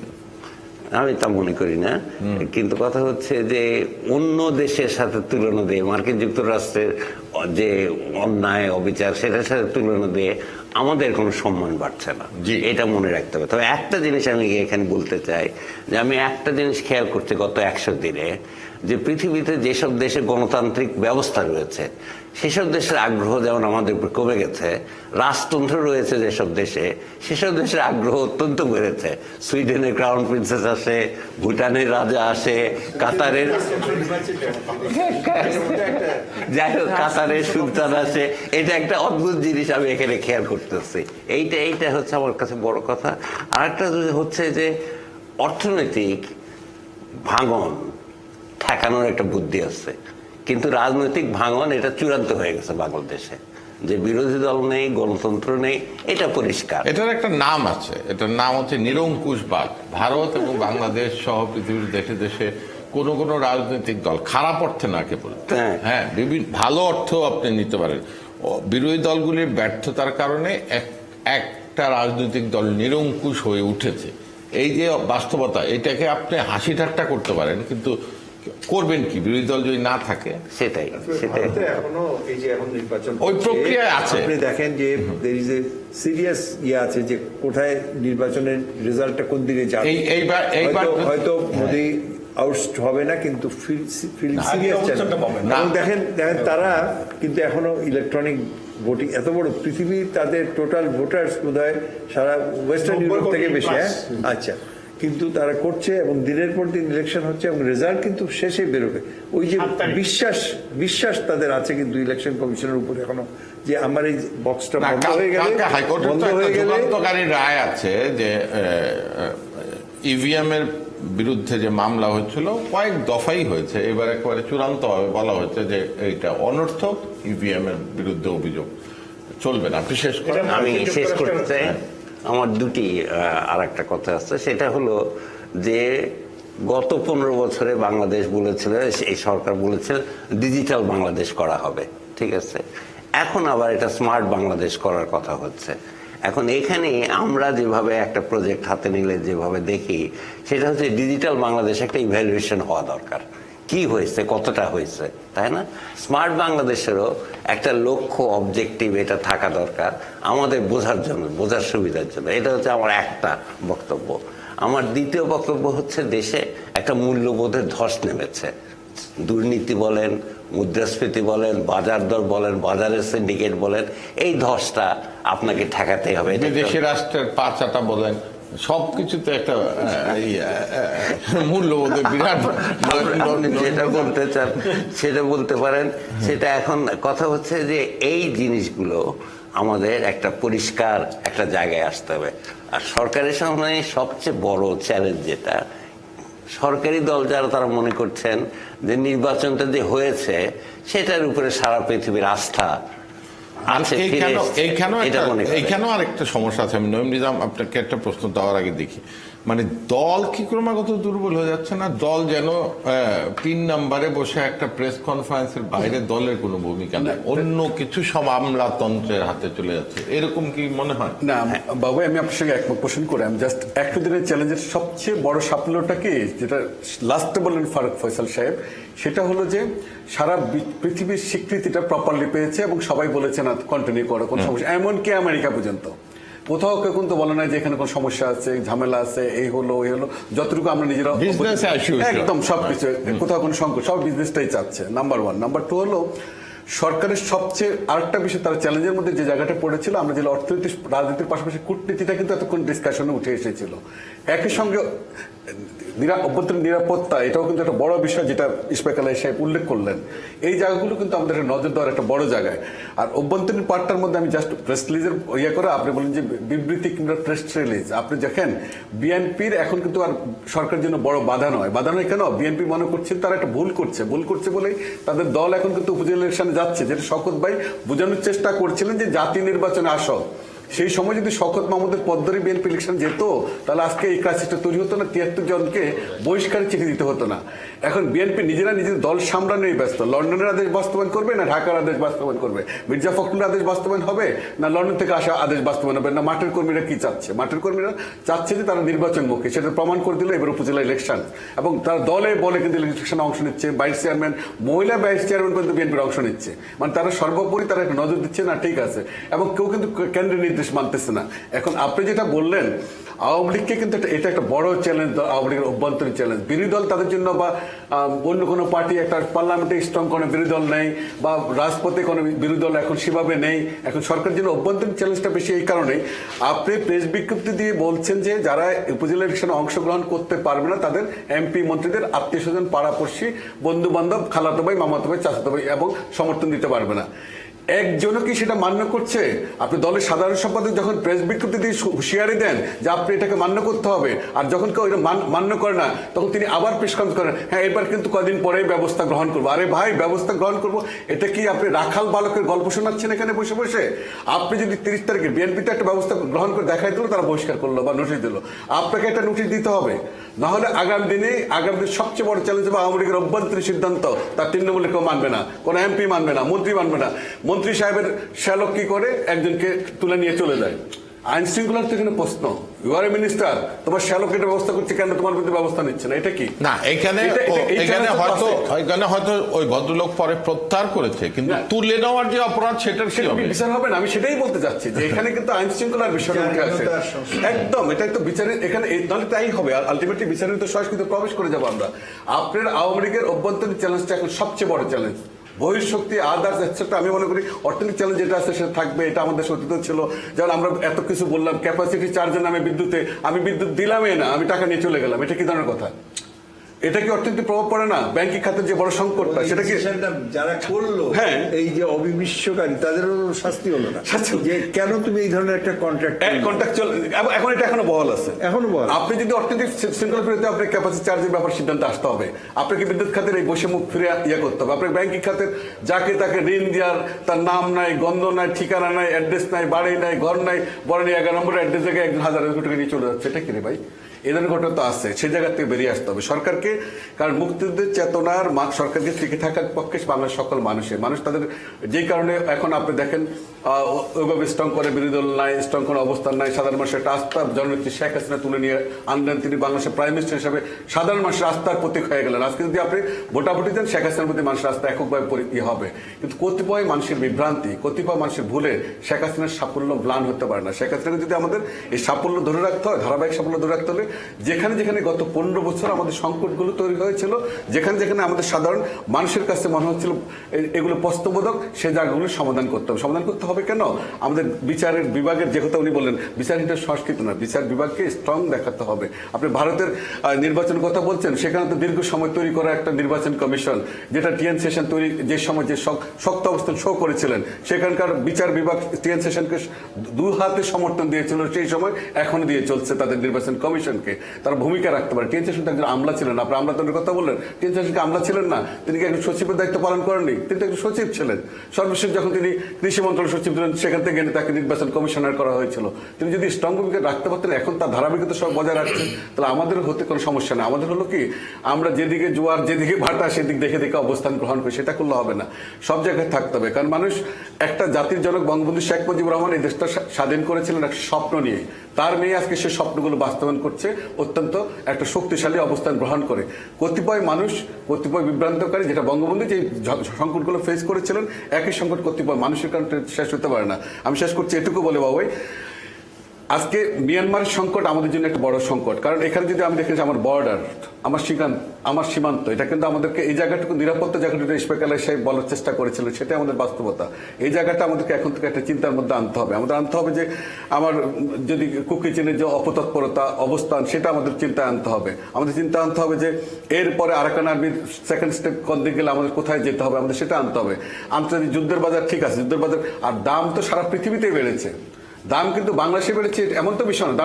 আপনি আমেরিকার মতো দেশে যান, দেখুন দ্রব্যমূল্যের আগে যে দাম ছিল 1 বছর আগে, এখন যে দেখেন কি অবস্থা। ব্রিটেনের মতো দেশে মানুষকে এখন ক্রয় ক্ষমতা আগে যেটা ছিল, মূল্যস্ফীতি এমন একটা জায়গায় দাঁড় করিয়েছে, সে তাদের 1 বছর আগের অবস্থান এখন আর নেই। আপনি যদি পৃথিবীর ইউরোপিয়ান দেশগুলো যান না, আপনি অস্ট্রেলিয়া যান, সারা পৃথিবী যান, আশেপাশের দেশ যান, আপনি ভারতে কম্পেয়ার আগে যে ছিল 1 বছর, সেখান থেকে দাম কিন্তু বেড়েছে, দাম কিন্তু সবারই বেড়েছে। বিশ্ববাজারের একদম প্রভাব আমরা যতই বলি, ধরেন ইউক্রেনের প্রভাব পড়লো না, কিংবা ইরানের প্রভাব এখন পড়ছে না, সবকিছুর একটা প্রভাব থাকে। প্রভাবটা আমরা এর বাইরে মুক্ত হওয়ার সুযোগ নেই। আমাদের একটা অ্যাডভান্টেজ দিক আছে, আমাদের কিন্তু এত কিছুর পরে আমাদের রেমিটেন্সটা কিন্তু আমাদের প্রবাসীরা পাঠিয়ে থাকে। আমাদের এত কিছুর পর আমাদের প্রবাসী, আমার কৃষক কিন্তু উৎপাদন করে, এখনো প্রচুর ধান উৎপাদন হয়। আমরা বৃষ্টির জন্য দোয়া করছি, আমার গ্রামের কৃষক বলতে ধানটা আগে তুলে নেয়, তারপর বৃষ্টিটা আসুক। একদিকে কিন্তু নামাজও পড়ছে বৃষ্টি আসুক, আবার কিন্তু ধানটা তুলে একটা প্রতিযোগিতা আছে। আমরা শহরের লোক, শহরের লোক বেশি, বৃষ্টি গ্রামের মানুষ ইয়েতে আসবে, এইটা আসবে। আমি একদম বাট এই যে ব্যাংকের কথা উঠছে, যে এখন যে আমি কোনো নিজের, যেহেতু আমার কোনো এক্সপিরিয়েন্স নেই, তাও জানতে যাচ্ছি যে ব্যাংকগুলোকে মার্জ করা হচ্ছে, এটা স্যারের কাছে উনি যে বলে প্রশ্নটা দিয়ে রাখি, যে ব্যাংক যে মার্জ করছি, কিন্তু যে দুর্বল ব্যাংকগুলো হলো এবং কার কারণে হলো, তাদেরকে অনেককে আমরা চিনি, মাঠ কি আদৌ হবে কিনা এবং কি ভিত্তিতে হবে,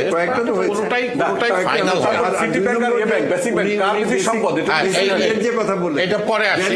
আমি আইজি সাহেবের কাছে যাবো, ভ্যালুর কথা উনি বলেছেন। আমাদেরও, আমার বাবা পুলিশের অফিসার ছিলেন, 71-এ শহীদ, কিন্তু আমরা জানতাম পাড়ার কোন কোন পুলিশ অফিসার ঘুষ খায় এবং তারা মাথা নিচু করে থাকতো। কিন্তু এখন দুর্ভাগ্য, ওই যেটা ভ্যালুর কথা আপনি বললেন, যে এখন সারা দেশ জানলেও সে কিন্তু মাথা উঁচু করে চলে ওই দুর্নীতি। আপনার সাথে দেখা হয় কিভাবে মজুমদারদের? ডক্টর হাসান মাহমুদ খন্দকার, আপনি বাড়ি দেখি তোমার বাড়ির পাশে। আচ্ছা, ঠিক আছে। কি বলে, হাজার মাহমুদ খন্দকার সাহেব, আপনি 100 দিনে আমরা ওই সময় আওয়ামী লীগের ইশতেহার এবং অন্যান্য বিষয় নিয়ে আপনার সাথে আগেও বসা হয়েছে, আপনি কোথায় দেখছেন? আর সবচেয়ে বড় আপনার মনে আছে কিনা, ইশতেহারে কর্মসংস্থানের কথা বলা হলো, মানুষ কিন্তু চেয়েছিল সুশাসন, সুশাসন অর্থনৈতিক ও অন্যান্য ক্ষেত্রে। সুশাসন নিশ্চিত হলে অন্যান্য জিনিসগুলি এমনিই হবে। এই সুশাসন প্রশ্নে, এই ফিল গুড প্রশ্নে কেমন মনে হচ্ছে এই 100 দিনে? নতুন কোনো ভাবনা দেখছেন? না, আমার মনে হয় যে 100 দিন, এখানে আলোচকরা বলেছেন যে 100 দিন খুব বেশি সময় না। আমরা যদি 5 বছর ধরে এই সরকার ক্ষমতায় থাকবে, 1825 দিন, 25 দিনের মধ্যে 100 দিন বাদ গেলে 1725 দিন এই সরকার ক্ষমতা। It's long time to go. সুতরাং ওইভাবে সিদ্ধান্ত নেওয়া কিংবা ওইভাবে কোনো প্রফেসি করা আমার মনে হয় এই মুহূর্তে যৌক্তিক হবে না। তবু আমরা একটা বলতে পারি যে এই 100 দিনের মধ্যে কি ইঙ্গিত দিচ্ছে এই সরকার কিংবা তাদের কার্যকলাপের। আমি একটু পেছনে যেতে চাই যে নির্বাচনের সময় একটা বড় চ্যালেঞ্জ ছিল নির্বাচনটা আদৌ হবে কিনা, যেটা ফারুক ফয়সাল সাহেব একটু ইঙ্গিত দিয়েছিলেন। এবং তখন আসলেই কিন্তু আমরা যারা সাধারণ নাগরিক, আমাদের মধ্যেও একটা আসলে একটা দোদুল্যমানতা ছিল যে নির্বাচনটা শান্তিপূর্ণভাবে হবে কিনা, কিন্তু সেটা হয়ে গেছে। হয়ে যাওয়ার পরে নির্বাচনে আর একটা সমস্যা ছিল যে এবার বোধহয় আমেরিকা ধরেই বসবে আমাদের, এবং ধরে বসবে না, ভালোভাবে আষ্টে পিষ্টে ধরবে অর্থ দিয়ে, ধরবে স্যাংশন দিয়ে, ধরবে ভয় দেখিয়ে, সব কিছু। কিন্তু আমার মনে হয় নির্বাচনোত্তর কালে ওই হুমকিগুলো, কোনো ওই জুজুর ভয়টা বোধহয় এখন নেই। এবং এইটা আমার মনে হয় সবচেয়ে বড় একটা ব্যাপার যে আমরা অন্তর্গত একটা নির্ভর অবস্থায় আছি, যে আমরা আইন শৃঙ্খলা পরিস্থিতি, নির্বাচনোত্তর, এরকমও বলা হয়েছে যে এই সরকার টিকবেও না, বসতেও পারবে না, এ ধরনের কথাও চলে গেছিল, কিন্তু সেটা হয়নি। সরকার বসেছে এবং তারা কাজ করছে। এখন সেখানে কাজ করার ফলে আপনার যেটা ইঙ্গিত করছেন যে হ্যাঁ, সমালোচনা তো অবশ্যই থাকবে, ব্যর্থতা আছে, অসম্পূর্ণতা আছে, এবং যেটা বিভিন্ন জায়গায় আছে। কিন্তু একটু অন্যদিকে যদি আমি তাকাই, যে এই 100 দিনে আমরা আরেকটু তো এটাও তো দেখতে পারি যে যেটা বললো দ্রব্যমূল্যের ঊর্ধ্বগতি তো নিয়ন্ত্রণে ছিল। এবং এই যে একটা রমজান মাস গেল, এখানে সড়কে একটা বড় ধরনের শৃঙ্খলা কিন্তু ফিরে আসছে। এটা কিন্তু আমরা কেউ বলছি না, কিন্তু এটা এইরকম একটা উন্নয়নশীল দেশের জন্য তো বড় চ্যালেঞ্জ ছিল। এবং এবার তো সড়কে তেমন কোনো ঘটনা ঘটেনি। একটা খারাপ ঘটনা ঘটেছে যে প্রাণহানির সংখ্যা বেড়ে গেছে, সেটা কিন্তু একটা ভিন্ন একটা ব্যাপার। সেটাও অতিরিক্ত ভালো রাস্তার কারণে হতে পারে না অবশ্যই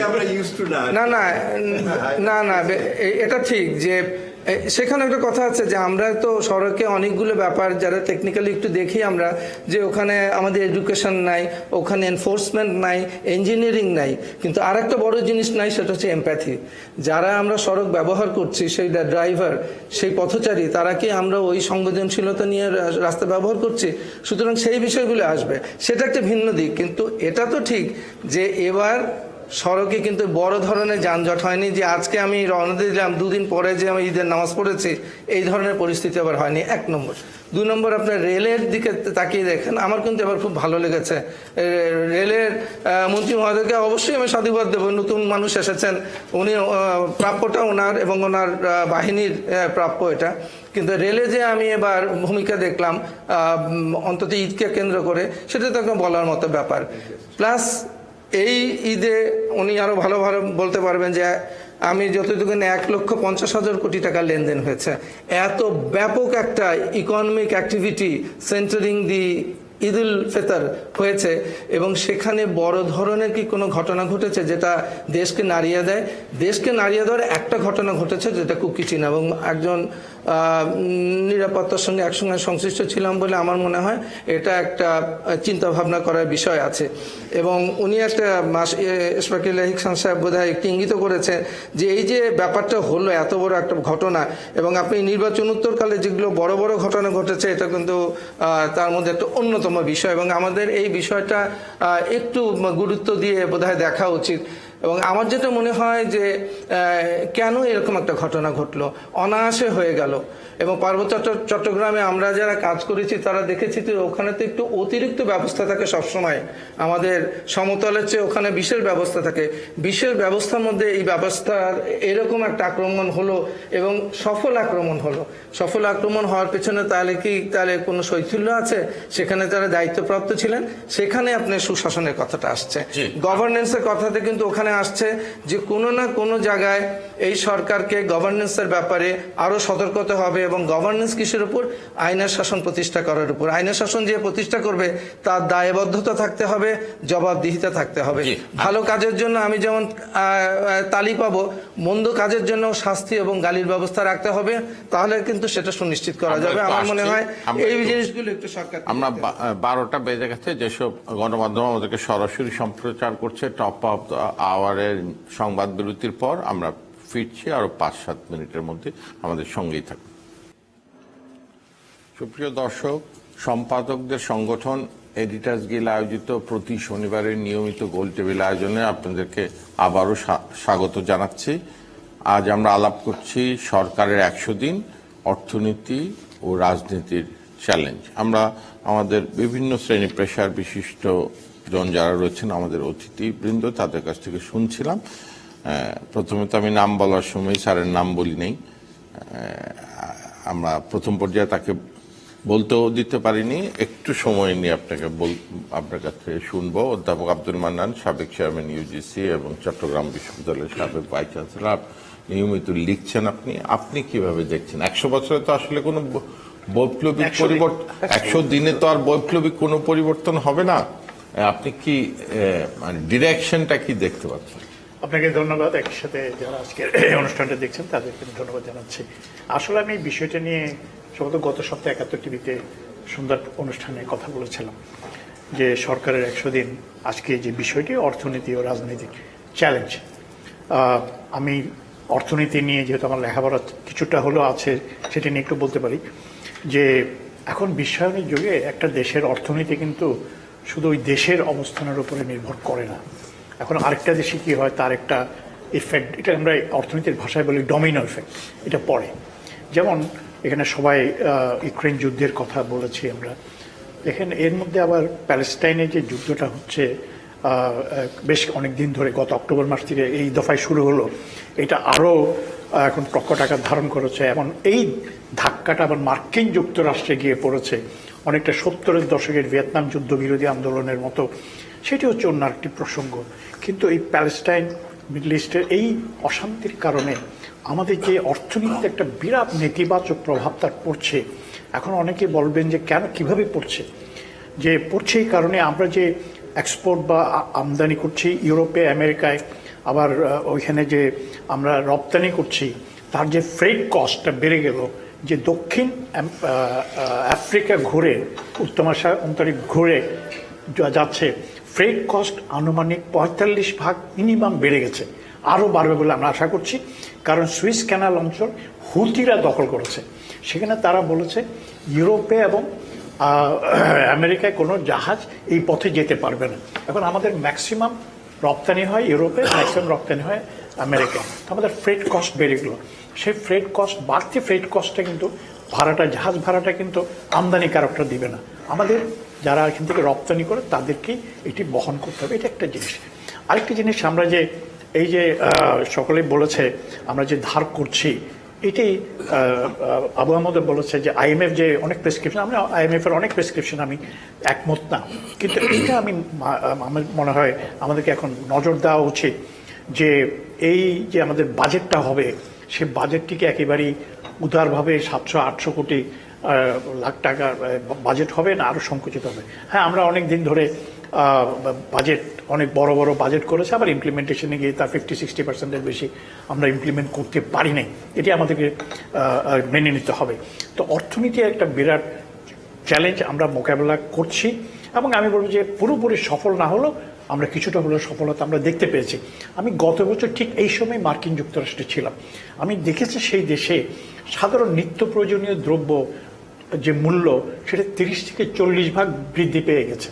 আমি যেই আমার বন্ধুর বাসায় ছিলাম, আমি তাতে দেখেছি তারা মোটামুটি উচ্চ মধ্যবিত্ত পরিবার, যে তারা মাত্র 2 জন মানুষ থাকেন। সেখানে তাদের দৈনন্দিন বাজারে, যেটা মাসের বাজার আমরা বলি, সেখানে $1000 থেকে $1100 খরচ, 600 থেকে $650 খরচ করলে হতো। তখন ওরা বললো যে আমরা এখন প্রায় $1100 খরচ করে আমরা 2 জনের মানুষের একটা সংসার। এটা হচ্ছে এভরিডে নেসেসিটি, যে তেল, নুন, মরিচ, এইসব জিনিস। তো এই মুদ্রাস্ফীতি, সেটা মার্কিন যুক্তরাষ্ট্রে গত কোয়ার্টারে গ্রোথ হয়েছে, জিডিপি গ্রোথ হয়েছে 1.6%। ঠিক একেবারেই নগণ্য মার্কিন যুক্তরাষ্ট্রের মতন একটা অর্থনীতি। আবার ইউরোপে, ব্রিটেনে কদিন আগে গার্ডিয়ান একটা লেখা বেরিয়েছে, প্রবন্ধ বেরিয়েছে, যে ওখানে অর্থনীতির যে চাপ মধ্যবিত্তের উপরে, এটা প্রচণ্ডভাবে মধ্যবিত্তকে ঘায়েল করে দিয়েছে। সুতরাং অর্থনীতি এখন একটা দেশের নিজস্ব শুধুমাত্র তার নীতির উপর নির্ভর করে না, অন্য দেশের একটা যে কি ভালো হলে তার একটা ফল আউট আমাদের উপর হয়। আর আমাদের পার্শ্ববর্তী যেহেতু একটা বিরাট অর্থনীতির দেশ ভারতে কি হয় না হয়, তারও একটা ফল আউট আমাদের দেশে হয়। ভারত কি স্যার অনেক ভালো করছে না? না, ভারত যে এমন ভালো করছে তা কিন্তু না। ভারতের মুদ্রাস্ফীতি বেড়েছে, দ্রব্যমূল্যের মূল্য বৃদ্ধি পেয়েছে। আমি গত 2-3 মাস আগে আমাকে একটা সবাই যেতে হয়েছিল, আমি সেখানেও দেখেছি সবকিছু আমাদের মতন হয়তো বাড়ে নাই, কারণ ভারত নিজস্ব দেশজ উৎপাদনটা, মানে আপনি এগ্রিকালচারাল প্রোডাক্টস বলেন, ইন্ডাস্ট্রিয়াল প্রোডাক্টস বলেন, তেল বলেন, নিজেরা অনেক উৎপাদন করে। আপনি যে তেলের রাজনীতি, রাশিয়া থেকে ভারত তেল সস্তায় কিনে তারা রিফাইন করে আমেরিকার কাছে ডবল দামে বিক্রি করেছে। এটা তো বাংলাদেশ করতে পারবে না। আমরা চেষ্টা করেছিলাম রাশিয়ান তেল এখানে ইম্পোর্ট করে, ক্রুড ইম্পোর্ট করে আমাদের ইস্টার্ন রিফাইনারিতে সেটা রিফাইন করা, কিন্তু আমরা পারিনি। না, তখন আমরা পারিনি, কারণ আমাদের যে ওদের যে কন্টেন্টটা, সালফার কন্টেন্টটা, কেমিক্যাল কন্টেন্টটা আমাদের এটা সিস্টেমে স্যুট করে না। এখন হয়তো আমরা করতে পারবো, সেটা হচ্ছে অন্য জিনিস। সুতরাং আমাদের অর্থনীতিটা আমাদের নিজস্ব, একেবারেই সব কিছু আমরা নিজেরাই করতে পারবো তা কিন্তু না। আরেকটি জিনিস আমি এটাকে বলতে হয়নি, কেউ বলে নাই, যে ভয়টা বঙ্গবন্ধু করতেন বাংলাদেশের যাত্রা শুরুতে। 72 সনের অক্টোবর মাসে বঙ্গবন্ধু চট্টগ্রাম সফরে গিয়েছিলেন, কোনো জনসভা বক্তৃতা করেন নাই। চট্টগ্রাম সার্কিট হাউসে উনি সুধী সমাবেশের একটা অনুষ্ঠানে উনি বক্তব্য রেখেছিলেন। তিনি সেখানে শিক্ষাবিদরা ছিলেন, প্রফেশনালরা ছিলেন, সবাই ছিলেন। তিনি সেখানে একটা কথা বলেছিলেন, তার বক্তৃতা, এটা পাবলিশ। তিনি বলেছিলেন আমাদের শিক্ষা ব্যবস্থায় আমূল পরিবর্তন করতে হবে। এতদিন আমাদের শিক্ষা ব্যবস্থা আমলাতন্ত্র তৈরি করেছে, মানুষ তৈরি করে নাই। এখন বাংলাদেশে এই মুহূর্তে যদি আপনি, সমস্যা তো আমরা স্তর বিন্যাস করতে পারবো না, কিন্তু একটা বড় সমস্যা হচ্ছে, এটা মাননীয় প্রধানমন্ত্রী কদিন আগে বলেছেন, আমাদের মানে সর্বগ্রাসী একটা আমলাতন্ত্র। আমলা ছাড়া কোনো দেশ চলবে না, কিন্তু আমলাতন্ত্র যখন এখানে ঝাঁকিয়ে বসে, আপনি কদিন আগে দেখলেন যে আমি খুব অবাক হয়েছি, বাংলাদেশ ব্যাংক থেকে আর দুদক থেকে লোকজন মানে অ্যানমাস রিজাইন করে, 70 জনের উপরে মানুষ, কর্মকর্তা অবসর, মানে রিটায়ারমেন্ট নিয়ে নিলেন, এবং তারা একদম সিনিয়র লেভেলের কর্মকর্তা। কেন নিলেন? তারা কিন্তু ওই এই 2টা প্রতিষ্ঠানের কর্মকাণ্ডের সাথে তারা থাকতে চান না, তারা ক্যাডার সার্ভিসে পরীক্ষা দিয়ে আবার সেখানে যেতে চান। এটা কিন্তু একটা খুব ভালো লক্ষণ না, কারণ বাংলাদেশ ব্যাংক অনেকগুলো ভালো অফিসার হারিয়ে, দুদক হারালো। তারা কেন প্রশাসনে যেতে চান? কারণ প্রশাসন হচ্ছে বাংলাদেশের এখন, মানে সব ক্যাডার না, কিন্তু প্রশাসনিক ক্যাডার, অ্যাডমিনিস্ট্রেটিভ ক্যাডার যাদেরকে বলি, তারা হচ্ছে সর্বময় ক্ষমতা, মন্ত্রীর চাইতে অনেক বেশি ক্ষমতা। যেটা আপনি একটু আগে বললেন যে বাংলাদেশ ব্যাংকের গভর্নর সচিবের পিছনে ঘুরে, কিন্তু মনে রাখতে হবে বাংলাদেশ ব্যাংকের গভর্নরও কিন্তু একজন আমলা, কিন্তু উনি কিন্তু প্রফেশনাল অর্থনীতিবিদ না, উনি কিন্তু আমলা। এখন আমলাতন্ত্রকে যদি আপনি রেস্টানে ধরতে না পারেন, এটা সরকারের জন্য একটা বিরাট সমস্যার কারণ হতে পারে। আর রাজনীতি, যেটা নাইম নিজাম বলেছেন, এই যে আমরা এই সামনে যে উপজেলা নির্বাচনটি হচ্ছে, এটা ফ্রি ফর অল করে দিলাম, আর এর আগে যে জাতীয় সংসদ নির্বাচনটা ফ্রি ফর অল করে দিলাম, এটাতে কি বলে যে প্রতিষ্ঠানের, আওয়ামী লীগের একটি বাংলাদেশের বৃহৎ রাজনৈতিক দল, সবচেয়ে পুরনো রাজনৈতিক দল, তার যে ভবিষ্যতে চেইন অফ কমান্ড ভেঙে পড়েছে, এইটা উদ্ধার করা তাদের জন্য একটা বিরাট চ্যালেঞ্জ হবে। এই যে আপনি দেখেছেন, আপনি যে একটা কথা আমরা এখানে কেউ বলি নেই, যে আওয়ামী লীগের জেনারেল সেক্রেটারি ওবায়দুল কাদের আমার বন্ধু মানুষ, তার সাথে যে দলের প্রেসিডেন্ট একজন সদস্য বাস করলেন, শাহজাহান খান, এই যে আত্মীয় স্বজন নির্বাচনে গেলে বহিষ্কার করা হবে, আইন বা আইনগত ব্যবস্থা নেওয়া হবে, এটা কিন্তু ভালো লক্ষণ না। ভালো লক্ষণ না কেন? শাহজাহান খান এবং তার পরিবারকে মাথায় তুলেছে কে? এই শাহজাহান খানই তো পরিবহন ছাত্রদেরকে আমাদের বাংলাদেশের সরকারের মুখোমুখি করেছে। এখন শুধু আমরা তো একজন শাহজাহান খান দেখছি, কিন্তু দলের মধ্যে আরো কত শাহজাহান খান আছে এটা তো আমরা দেখছি না।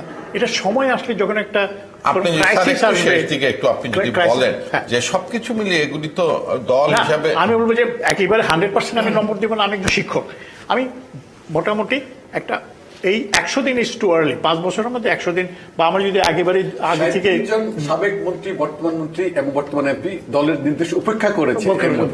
কিন্তু আমি বলবো যে অর্থনীতি যে রাজনৈতিক ভাবে প্রতিষ্ঠিতদের না করা যাবে না, আমি শেষ করি। আমি বলবো যে অর্থনীতিটা যে একটু লাগামহীন হয়ে যাচ্ছিল, সেটা কিন্তু কিছুটা লাগামের মধ্যে। ব্যাংকিং সেক্টরের নৈরাজ্য, এটা কিন্তু আওয়ামী লীগের 11 দফা ইশতেহারে ছিল। অর্থনৈতিক ক্ষেত্রে একটা শৃঙ্খলা ফিরিয়ে আনবে, সেটা এখনো সম্ভব হয় নাই। আমি এখনো বুঝতে পারি না একটি বাংলাদেশ ব্যাংকের মতন রেগুলেটরি এজেন্সি কেন এই দায়িত্ব নেবে দুইটা ব্যাংকের মার্জ করানোর জন্য। পৃথিবীতে কোথাও হয় না মার্জিং, এটা দুইটা ব্যাংকের, তিনটা ব্যাংকের মধ্যে মানে স্বপ্রণীত হয়ে বোর্ড সবাই সিদ্ধান্ত নিয়ে করা, এটা হচ্ছে ফোর্সড ম্যারেজের মতন, জবরদস্তি বিয়ে দেওয়ার মতন। এইটা কিন্তু একটা আত্মঘাতী ব্যাপার। এটা কিন্তু যদি আপনি এই এখন বন্ধ করেছে, কিন্তু এই অর্থ আমি শেষ করি, এই ব্যাংক রান বলে একটা কথা আছে, এটা ইউরোপে হয়, আমেরিকাতে হয়েছে। মানুষ যদি ব্যাংকিং এর উপর আস্থা হারায়, সবাই যদি টাকা উইথড্র করতে যায়, তখন কি ভয়াবহ একটা সৃষ্টি হবে। আমি এই ব্যাংকিং সেক্টরটা নিয়েই আসি। তার আগে বলবেন না, সেলিম রায়হান বলেন যে এই ব্যাংকিং সেক্টর প্রতি অনাস্থা কিন্তু একটা দেশের অর্থনীতি উপর অনাস্থা এবং আরো বড় কিছু এনে দিতে, বিপদ ডেকে আনতে পারে। এইটাকে আপনারা কিভাবে দেখেন? এটা কিন্তু আপনি যেটা একটু আগে বলছিলেন যে আসলে এটা নতুন বিষয় না, এটা দীর্ঘদিনের ব্যাংকিং সেক্টরের যে ক্রাইসিসটা, এবং এটা আর যেহেতু ব্যাংকিং খাত আমাদের সামগ্রিক অর্থনীতির বিভিন্ন খাতের সাথে সম্পর্কিত, তো এই খাতে যদি অনাস্থা অথবা আস্থার অভাব থাকে, সংকট থাকে, এটা নানাভাবে এটা প্রতিফলিত হবে। আপনি ব্যাংকিং খাতের যদি সমস্যার গভীরে যাই, একটু আগে আপনি সুশাসনের কথা বলছেন, একেবারে কেন্দ্রীয় সমস্যা হচ্ছে সুশাসন।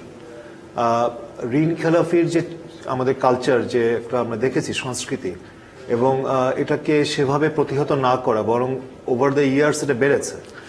এখন সমস্যার সমাধান করার জন্য ব্যাংকিং খাতের যে বিভিন্ন সময়ে যে উদ্যোগগুলো অথবা চিন্তাভাবনা করা হয়নি তা কিন্তু না, এবং নানা সময় কিন্তু আমরা ইভেন বাজেটের মধ্যেও অতীতের অর্থমন্ত্রীর কমিটমেন্টও দেখেছি যে একটা ব্যাংকিং কমিশন করা হবে, কিন্তু সেগুলো কিন্তু কোনো ধরনের আমরা ফলো আপ দেখিনি পরবর্তীকালে।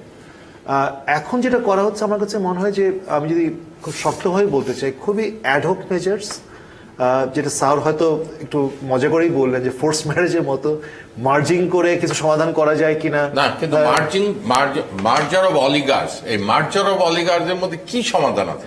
কোনো সমাধান নেই। এটা আসলে দেখুন, আমার কাছে এটা মনে হচ্ছে যাদেরকে মার্জ করা হলো ওরা তো এখন আর অলিগার্ক না, এটা হচ্ছে অসুস্থ একটা প্রতিষ্ঠানের লিঙ্ক, মানে আরেকটা ভালো প্রতিষ্ঠানের উপরে চাপিয়ে দেওয়ার চেষ্টা। এটা হলে ওইটারই ক্ষতি হবে। কিন্তু চাপিয়ে দেওয়ার চেষ্টা কি? আমার তো মনে হয় কিছু কিছু ক্ষেত্রে ধরেন ওই কিছু কিছু প্রতিষ্ঠান তো মনে হয় একটা বিকলাঙ্গ ব্যাংক কাঁধে নিয়ে আর কিছু বেনিফিট পাওয়ার জন্য। অবশ্যই বাংলাদেশে আপনি ব্যাংকিং খাতে, তাহলে এক্সিম ব্যাংক, আমি সাধারণ বিজ্ঞানের ছাত্র, অর্থনীতি বুঝি না, অর্থনীতি এমনিতেই অনেক অ্যাজাম্পশনে ভরা, এটা আমি বুঝতে একটু কষ্ট, অনেক অ্যাজাম্পশনে ভরা। এই এক্সিম ব্যাংকের কি শর্তে পদ্মা ব্যাংকে নিবে? পদ্মা ব্যাংকের ভ্যালুয়েশন কি? -3,000 crore টাকা, মানে ভ্যালুয়েশনটা কি?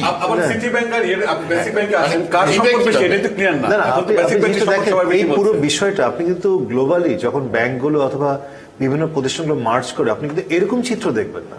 তার অর্থ হচ্ছে আপনার কাছে অন্য প্রশ্নগুলো সামনে আসছে, তাহলে পিছনে আসলে স্টোরিটা কি? ফিনান্সিয়াল কন্ডিশন, নেটওয়ার্ক, অন্য কিছু মিলে একটা ওভারঅল একটা সুবিধা আসবে। যারা করতে চাচ্ছেন তারা হয়তো এমন কিছু সুবিধা আদায় করতে চাওয়ার তাদের ইচ্ছা আছে, যেটা সাধারণ প্রক্রিয়া হতে সম্ভব না। এটা শুভ নয়, শুভ নয়, কোনোভাবেই শুভ নয়। সেটা আমার কাছে মনে হয়, ধরেন পদ্মা ব্যাংকে নিয়ে বললো আমাকে 3000 crore ডাউন, এরা আমাকে 3000 crore টাকা ছাপায় দাও, অনেক ঘটনাই ঘটতে পারে এবং এগুলো অস্বাভাবিক কিছু না। অতীতেও বাংলাদেশে হয়েছে এরকম, মানে ব্যাংকগুলোকে তাদেরকে করার জন্য, তাদেরকে অবস্থা পরিবর্তন করার জন্য। আমরা তো রাষ্ট্রীয় ব্যাংকের ঘটনাও জানি যে প্রতি বছরই বাজেটে এক ধরনের বাজেটারি সাপোর্ট অনেক বছর ধরে তাদের যে লসগুলো সেগুলোকে দেওয়া হয়েছে। তো আপনি যেটা বলছেন, ফিনান্সিয়াল সেক্টরের এই অবস্থা আসলে কোনোভাবে আমরা যে ধরনের অর্থনীতির কথা চিন্তা করছি, অথবা ইভেন ইলেকশন ম্যানিফেস্টোতেও যে অর্থনীতির যে একটা আকাঙ্ক্ষা আছে তার সাথে সঙ্গতিপূর্ণ না। সো এই জায়গাটা আমাদের অবশ্যই নজর দেওয়া দরকার। এবং আমি চাই যে সামনের বাজেটটা, আমরা যেহেতু একেবারেই বাজেটের কাছাকাছি, সেই বাজেটে এই রিলেটেড ঘোষণাগুলো থাকা উচিত, পরিষ্কার করা উচিত যে আমাদের আর্থিক খাতে শৃঙ্খলা কিভাবে ফিরে আসবে, এবং সেই ব্যাপারে গতানুগতিক অথবা দীর্ঘদিনের যে প্রক্রিয়ায় যে কাজগুলো করা হয়েছে তার বাইরে গিয়ে কি করা হবে। এবং আমি যেটা শুরুতে বলেছিলাম যে আমি খুব প্রক্রিয়াগতভাবে খুব পার্থক্য দেখছি না, বরং এখন যেটা দেখছি হঠাৎ করে কিছু অ্যাডহক কিছু মেজার্স। আমার একটা আশঙ্কা হয় এটা কি আমাদের একটু দৃষ্টি একটু অন্যদিকে, আমরা এগুলো নিয়ে খুব আলোচনা করছি, আমরা কিন্তু এখন আর আলোচনা করছি না খুব বেশি যে ব্যাংকিং খাতে ঋণ খেলাপির কি হবে, অথবা এখানে যে বড় ধরনের সুশাসনের সমস্যা আছে এগুলো কি হবে। আমরা আলোচনাটা বড় সময় হয়তো ব্যয় করছি মার্জিং নিয়ে, যেটা নিয়ে হয়তো আপনি কিছুদিন পরে দেখবেন এই আলোচনাটাই চলে যাবে, কারণ মার্জার হবে না। সুবিধা হয় কি, মার্জারের ফলে ওই কালপ্রিট 2-3 অলিগারের নাম মুছে যাবে, মার্জ হয়ে যাবে, ওই নামটা থাকবে না, পদ্মা ব্যাংক আর থাকবে না। আমরা কি এদের নাম জানি না? আমরা কি এই ঋণ খেলাপিদের নাম জানি না? সবার নাম জানি। তাহলে কেন এই ঋণ খেলাপিদের বিরুদ্ধে ওরকম ব্যবস্থা নেওয়া যায় না? এবং আরেকটা বিষয় যদি আমরা বলি যে সরকারি হিসেবে যে ঋণ খেলাপির যে ডেফিনেশন, এবং আমরা জানি ডেফিনেশন কিন্তু সুবিধা অনুযায়ী পরিবর্তন হয়, এবং সেই পরিবর্তন হওয়ার কারণে এখন যে প্রায় 9-10% মতো টোটাল লোনের যে ঋণ খেলাপি, আপনি যদি সত্যিকার অর্থে যদি ঋণ খেলাপির হিসেব করেন উইন্ডো ড্রেসিং বাদ দিয়ে সবকিছু 25% উপরে। আমি একটা বলছি, এই অনুষ্ঠানে মাস 2 আগে বোধহয় আমি ছিলাম, আমি বলেছিলাম যে ওই বিমানের পয়সা ঢালা এটা অন্ধকূপের মতো হবে, এবং সঙ্গে সঙ্গে বিমানের চেয়ারম্যান বোধহয় আপনাকে টেলিফোন করেছিলেন, বলে যে ওই তথ্য সত্য নয়, আমরা বিমানে যে প্রফিটেবল অর্গানাইজেশন, এই যে কয়েকদিন আগে বেরিয়েছে যে এই যে প্রফিট তারা দেখাচ্ছে ইজ এ উইন্ডো ড্রেসিং, তাদের হিউজ যে আমি অ্যাকাউন্টিং এর লোক তো আমি বলি ডেপ্রিসিয়েশন ক্যালকুলেট করে লোন সব বাদ দিয়ে রাখছে। এইটা হয়তো তারা অপারেশনাল প্রফিট দেখাতে চেয়েছে। স্যার আপনার কাছে ব্যাংকিং সেক্টর নিয়ে কিছু একটা বলেন, কারণ আমার মনে হয় এই সরকারের এত ভালো ভালো অগ্রগতি সবকিছু একাই ব্যাংকিং সেক্টর ডুবিয়ে দিয়ে সরকার নিজের কিছু পলিসি কারণে ব্যাংকিং সেক্টরের এই দুরবস্থা। 62 banks this economy does not require. এখন এই 2-3 বছর আগেও নতুন করে ব্যাংকের পারমিশন দেওয়া হয়েছে। কেউ যাই এটা ধরলো বুঝালো এতে কি দিয়ে দিতে হবে, এবং এটা আমাদের জন্য ক্ষতি হয়ে দাঁড়াচ্ছে। এখন এই যে মানে খুব মাইনিউটলি দেখলে দেখা যাবে যে টপ 10 ব্যাংকস তাদের ইপিএস আর্নিং পার শেয়ার হচ্ছে 5 টাকার কাছাকাছি 5, আর স্ট্যান্ডার্ড চার্টার্ড তো আরো অনেক উপরে, এই ব্রিটিশ যেটা স্ট্যান্ডার্ড সেটা ভালো। আমাদের টপ 10 বাকিগুলো হচ্ছে 2 টাকা 1.5 টাকা। এখন বাইর হচ্ছে ইপিএস গুলা, এই যে এপ্রিলের মধ্যে সবগুলো বাইর হবে। এর অর্থটা কি? এর অর্থ হচ্ছে ওই যে যারা পুয়ারলি পারফর্মিং ব্যাংকস তারা কোনো ওই ডিপোজিট পাচ্ছে না, পাইলেও ওই যে 11.5% ইন্টারেস্ট পাবে কি করে? ডিপোজিট পাওয়া মাত্র যদি নিজের বেনামে কোম্পানির নামে তুলে নিয়ে যায়। এখন এরা আমি যেটা বলতে চাইছি, এদের দ্বারা কোনো ব্যবসা হবে না সত্য কথা বলতে গিয়ে। এই ব্যাংকগুলো দিয়ে এরা কিন্তু বসে যাবে। নর্মালি যেটা বিদেশে যেটা হবে, আমরা যেটা পড়ে এসেছি, এগুলা লিকুইডেশনে দেওয়ার কথা, যে তুমি অবসায়ন। হ্যাঁ, কিন্তু এখানে হচ্ছে কি বাংলাদেশ ব্যাংক বা এরা মনে করে বাংলাদেশ ব্যাংকের মাথার মধ্যে হচ্ছে যে ডিপোজিটার্স ইন্টারেস্ট, মানে যদি ওদের কি হবে তাহলে ওই যে যারা আমানতকারী। আমি নিজে একটা প্রবন্ধ লিখেছি ওই বেসিক ব্যাংক এবং ওই যে সিটি ব্যাংকের বিরোধিতা করি। ওটা অবশ্য আমি শেয়ার হোল্ডার হিসাবে লিখেছি, বিরোধিতা করছি যে এই পচা মানে রটেন জিনিস আনি এখানে ঢুকালে পরে সিটি ব্যাংকের শেয়ার হোল্ডার ক্ষতিগ্রস্ত হতে পারে। যাই হোক, আমার কাছে মনে হয় ওই একটা সরকারি ব্যাংক আর একটা বেসরকারি ব্যাংকের মধ্যে মার্জারের সমস্যা আছে, কারণ ভ্যালুয়েশন নিয়ে প্রশ্ন উঠবে। আপনি যত ভ্যালুয়েশন যেভাবে করেন না কেন, বলবো যে না, ভ্যালুয়েশন তো করে নাই, পর্দার এক্সিম যে ঘোষণা। আচ্ছা, তারপরে আরেকটা কথা, কতগুলো প্রশ্ন আছে, যেমন পদ্মা যদি নেগেটিভ ন্যাব থাকে, net asset value, accounting professor, তো তাহলে নেট অ্যাসেট ভ্যালু যদি হতো তাহলে তো ওটা কেন নিবে কেউ? উল্টা টাকা দিতে হবে। আচ্ছা, এনপিএল, এর আগে ব্যাংকটার নাম ছিল ফার্মার্স ব্যাংক। আচ্ছা, নন পারফর্মিং ব্যাংক, এনপিএল যেটা বলে, তো এটা নাকি অ্যাসেট ম্যানেজমেন্ট কোম্পানি কিনে নেবে। তো অ্যাসেট ম্যানেজমেন্ট কোম্পানি নাকি আবার সরকার হবে। তো এখন তো এগুলো তো ডিপোজিটার্স মানি নাকি। শেষ পর্যন্ত আমার ভয় হয় যে শেষ পর্যন্ত সরকারকে মানি প্রিন্টিং করে এইগুলা ফিল আপ করে দিতে হবে, ওই যে এনপিএল যেগুলো আছে। তো এটা সরকার নিবে না, এই এনপিএল গুলিও নাকি ওই ক্যারিসমেটিক অলিগার সাহেব নিবেন, নিয়া 3000 কোটি টাকাকে 300 কোটি টাকায় কিনবে। না কিনলো, কিন্তু ওটা ডিপোজিটার মানি পরে সরকার দিবে 100 বছরে। ওই যে ইয়ে ব্যাংক, আইসিবি ব্যাংক যেভাবে দিচ্ছে, ওই যে আলবারাকা ব্যাংক 100 বছরের, আচ্ছা এটাকে ইয়ে করবে 100 বছরের রিশিডিউল। হ্যাঁ, সেটা কিন্তু সাধারণ ইন্ডিভিজুয়াল ডিপোজিটার পারবে না। ওই যে সোনালী জনতা যেটা আইসিবি নাকি ওই আলবারাকা এখনো টাকা দিচ্ছে 50 বছর যাবত। আরেকটা ছিল এবি ব্যাংকের প্রিভিয়াস যে ব্যাংকটা ছিল। আমি সবাইকে একটু 2-3 মিনিট করে নেন, কনক্লুডিং রিমার্ক। ব্যাংকিং সেক্টর, আমার কাছে, আমি ফাইনালি কথাটা বলতে চাইছি যে আসলে এই স্কিম যথেষ্ট সাকসেসফুল হবে না। দুই একটা হতে পারে, সরকারি হতে পারে, বেসরকারি সরকারি, মানে বেসরকারি ব্যাংকের সঙ্গে সরকারি ব্যাংক, এটা সহজে হবে বলেও মনে হয় না, হওয়া উচিত না, কারণ শেয়ার হোল্ডার্স আর প্রশ্ন তুলবে যদি অসুবিধা হয়। আরেকটা হচ্ছে যে এই লিকুইডেশনে মানে পাঠিয়ে দেওয়া উচিত। একটা দুটো এক্সাম্পল যদি সেট করা যায় যে অবসান, এবং সেখানে সমস্যা হচ্ছে যে ওটা যুক্তরাষ্ট্রের সম্ভব, ওটা হচ্ছে ইউনিট ব্যাংকিং, ওই যে ওটা একমাত্র ব্রাঞ্চটা হচ্ছে, কিন্তু এখন এখানে হচ্ছে ব্রাঞ্চ ব্যাংকিং, তো এখানে ডিপোজিটার মানি ওদের কি হবে? কিন্তু এই মার্জারে মনে হচ্ছে যেন এই দুষ্ট অলিগারদেরকে এক ধরনের এক্সিট দেওয়া হচ্ছে। হয়তো তাই তো আব্দুল হাই বাচ্চুকে এক্সিট দেওয়ার জন্যই যেন যারা অনেকগুলো ব্যাংকের মালিক এবং নিজেরা তাদের বিরুদ্ধে অভিযোগ, কে কত টাকা নিচ্ছে কেউ জানে না, নামে বেনামে নানান সবসময় উঠে আসা, তো তাদের ক্ষেত্রে কি হবে? অ্যাকাউন্টেবল করার তো কোনো ইয়ে নেই। তাদের ক্ষেত্রে কি হবে? তারাও তো এখন এই একটা সুযোগটা নেওয়ার চেষ্টা করবে। এখানে জবাবদিহিটা কিভাবে আসবে? কারণ একই ব্যক্তি যদি 8-10টা ব্যাংকের মালিক থাকে, তিনি কোন ব্যাংকে কি করছেন এ ধরনের অভিযোগ তো অনেকদিন থেকে, এই অভিযোগটাও তো এখন ফয়সালা হয়নি। কারণ একটা আগামী 5টা বছর হলো শেখ হাসিনার জন্য একটা ইমেজ বাড়ানোর 5টা বছর। ইমেজ বাড়ানোর ঘরের ভিতরে যদি ঘরের বেড়ায় যদি বেড়া খেয়ে ফেলে, খ্যাত খেয়ে ফেলে, তাহলে তাল করতে হবে। তাই জায়গাটা অভ্যন্তরীণ সেজে, নিজেদের লোক সেজে, নিজেদের অবস্থান তৈরি করে ব্যাংক খাতকে একটা অভিযোগ, ওইটা কিন্তু এগুলোর চেয়েও ভয়ঙ্কর। যে কথাটা আমরা বলছি এগুলোর থেকে তো ভয়ঙ্কর। এখন আমি তো বলবো যে যেটা বিদ্যুৎ খাতের ক্যাপাসিটি চার্জ, এটা তো আরেকটা ভয়ঙ্কর খাত। অর্থনীতি একটা জায়গায় এটাও তো স্টপ করতে হবে। ফ্যামিলি ওনারশিপ ব্যাংকের এটা পৃথিবীর কোথাও নেই। একজন 7-8টা কোথায় আছে? একজন 7-8টা স্যার আছে। আমি বলি এটা আমাদের, এটা হচ্ছে ব্রিটিশ মডেলের ব্যাংকিং, ওই যে কমার্শিয়াল ব্যাংকগুলো। যুক্তরাষ্ট্রেরটা একটু ভিন্ন টাইপের, সেখানে ওই যে একটা ওই ব্রাঞ্চ বা ওইটাই একটা ব্যাংক, আর অন্যখানে নেই। বাংলাদেশে হচ্ছে একটা ব্যাংক, একটা হেড অফিস থাকে, তারপরে কয়েক শত ব্রাঞ্চেস। এখন ওইটা যদি ফ্যামিলি ওনারশিপে চলে যায়, আবার এটাও লক্ষণীয়, সবগুলো ব্যাংকেরই কিন্তু যেগুলো পাবলিকলি ট্রেডেড কোম্পানিজ, 30% হচ্ছে যে এই ম্যানেজমেন্টে যারা আছে কথিত উদ্যোক্তা, 70% কিন্তু শেয়ার হোল্ডার বাইরের, কিন্তু বসে গেছে, তারা ম্যানেজমেন্টে বসে গেছে 30%-এর, ওই তারা ডিসপ্রপোর্শনেটলি বেশি ওই রিপ্রেজেন্ট করতেছে। আমি ন্যাশনাল ব্যাংকের কথা বলি, একটা উদাহরণ আমাদের সামনে আছে। এখন না ওটাকে ওই বোর্ডটা পরিবর্তন করে দিচ্ছে, কিন্তু ফারুক ফয়সাল, আমরা সবার কাছ থেকে একটু শেষ বক্তব্য নেই না। ওভারঅল ব্যাংকিং সেক্টর আমার কাছে সবচেয়ে ভয়ের সেক্টর মনে হয়।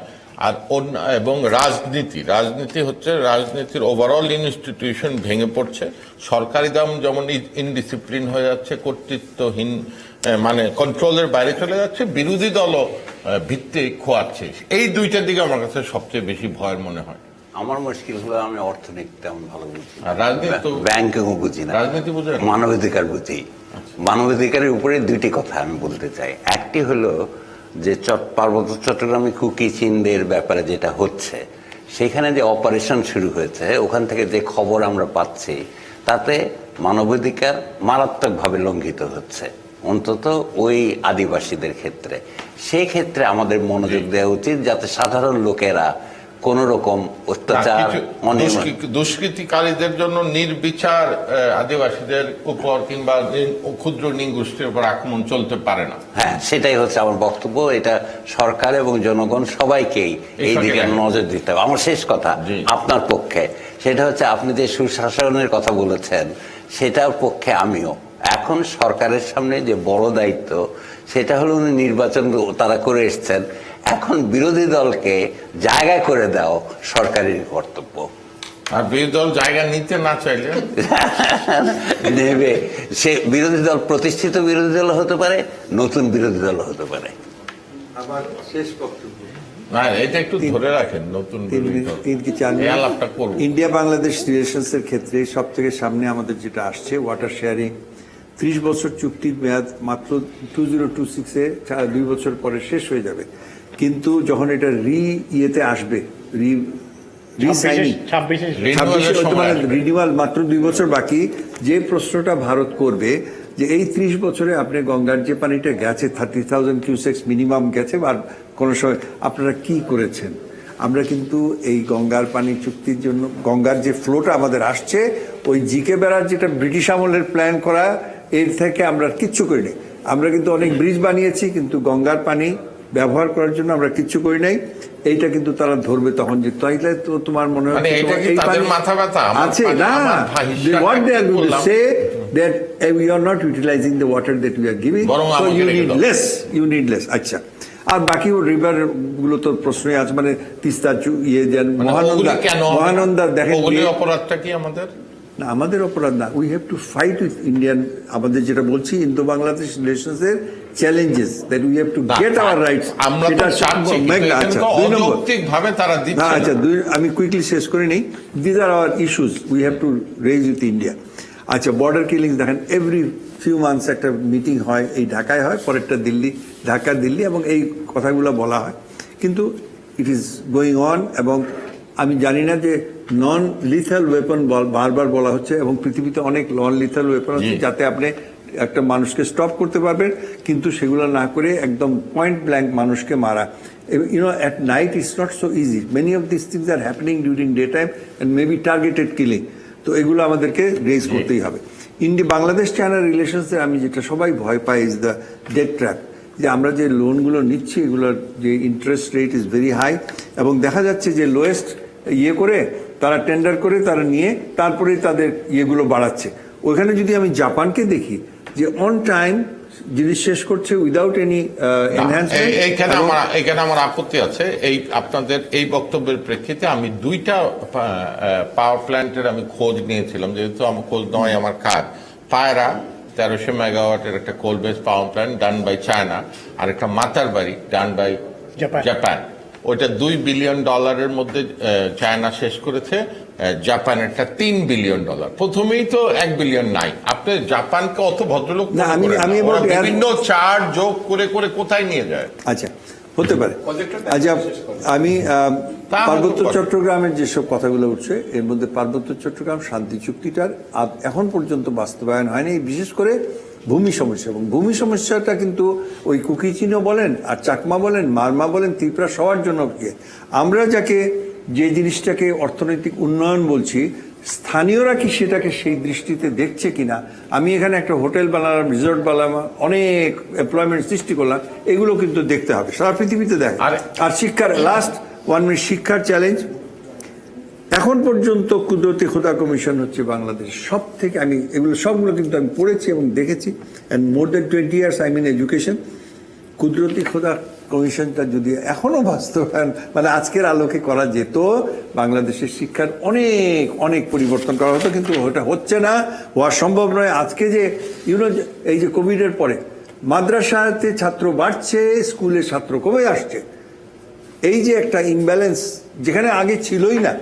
বাংলাদেশ স্বাধীন হওয়ার সময় সেখানে 2টা কি 3টা মাদ্রাসা, এস্টাবলিশ মাদ্রাসা ছিল, কিন্তু আজকে ছেলেরা যাচ্ছে সেখানে ইয়ে হচ্ছে এবং বিরাট একটা মানে কেন যাচ্ছে এটা আরেকটা আলোচনা, এটাও আপনি একদিন ধরে রাখেন, আমরা করব। আচ্ছা। সেলিম রায়হান, আমরা সবাই একটু একটু করে শেষ করি। না, আমি যেটা বলতে চাইবো এবং যে জায়গাটা আমার কাছে গুরুত্বপূর্ণ, সামনের আমি যেটা একটু আগে বলছিলাম, বাজেটটা আমাদের দেখা দরকার যে কিভাবে সরকার তার অর্থনৈতিক নীতি পরিকল্পনাগুলোর ব্যাপারে কতটুকু আন্তরিকতার সাথে এবং এই যে চ্যালেঞ্জগুলো এগুলো মোকাবেলা করার জন্য কি করতে যাচ্ছে। যে আলাপটা আমরা আগে একটু বলেছিলাম যে অর্থনৈতিক ক্ষেত্রে নেতৃত্বের এখনো আমি সুস্পষ্ট কোনো দিক দেখছি না যে এই প্রবলেমগুলো সলভ করার জন্য, এটা দরকার। এবং আর্থিক খাত যেমন শৃঙ্খলা ফিরিয়ে আনা দরকার, পাশাপাশি খুব গুরুত্বপূর্ণ কয়েকটা খাতে কিন্তু সংস্কারের কথা আমরা দীর্ঘদিন ধরে বলে এসেছি। কর খাতের যে সংস্কার, বিশেষ করে সরকার যদি সেরকম আয় যদি না থাকে, রাজস্ব যদি না থাকে, তাহলে তাকে ঋণ করতেই হবে।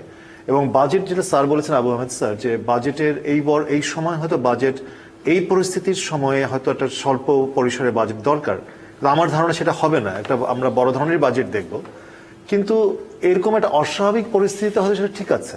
তো সামগ্রিকভাবে কিন্তু আমাদের সামনের দিনগুলোতে আরো বৃহত্তর বাজেট দরকার আছে। আমরা যদি শিক্ষা খাত, স্বাস্থ্য খাতের যদি খরচের কথা বলি, আমরা কিন্তু অনেক কম খরচ করি যা প্রয়োজনের তুলনায়, এবং সেই জায়গাগুলো যদি না আনতে পারি, আমার কাছে মনে হয় যে দীর্ঘমেয়াদে আমরা লাভবানটা হবে। ব্যারিস্টার ফারজানা, আমি 4-5টা জিনিসের প্রতি খুব সংক্ষিপ্তভাবে একটু আলোচনা করতে চাই। সেটা হচ্ছে 2026 সাল থেকে তো বাংলাদেশ আর এলডিসির সুবিধাটা পাবে না। তো বাংলাদেশ কিন্তু এখনই যে ফ্রি ট্রেড এগ্রিমেন্ট, সেটার জন্য চেষ্টা করে যাচ্ছে। সমীক্ষা প্রতিবেদনও দেওয়া হয়েছে জাপানের সাথে এবং চায়নার সাথে। তো তার প্রেক্ষিতে আমি বলবো যে বাংলাদেশের চেষ্টাটা যেরকম অব্যাহত রয়েছে, তেমনি বর্তমান অর্থনৈতিক যে সংকট, সবাই যেটা তুলে ধরলেন অলরেডি, আমাদের ইন্টারনাল যে সংকট সেটা এবং বৈশ্বিক যে অর্থনৈতিক মন্দা,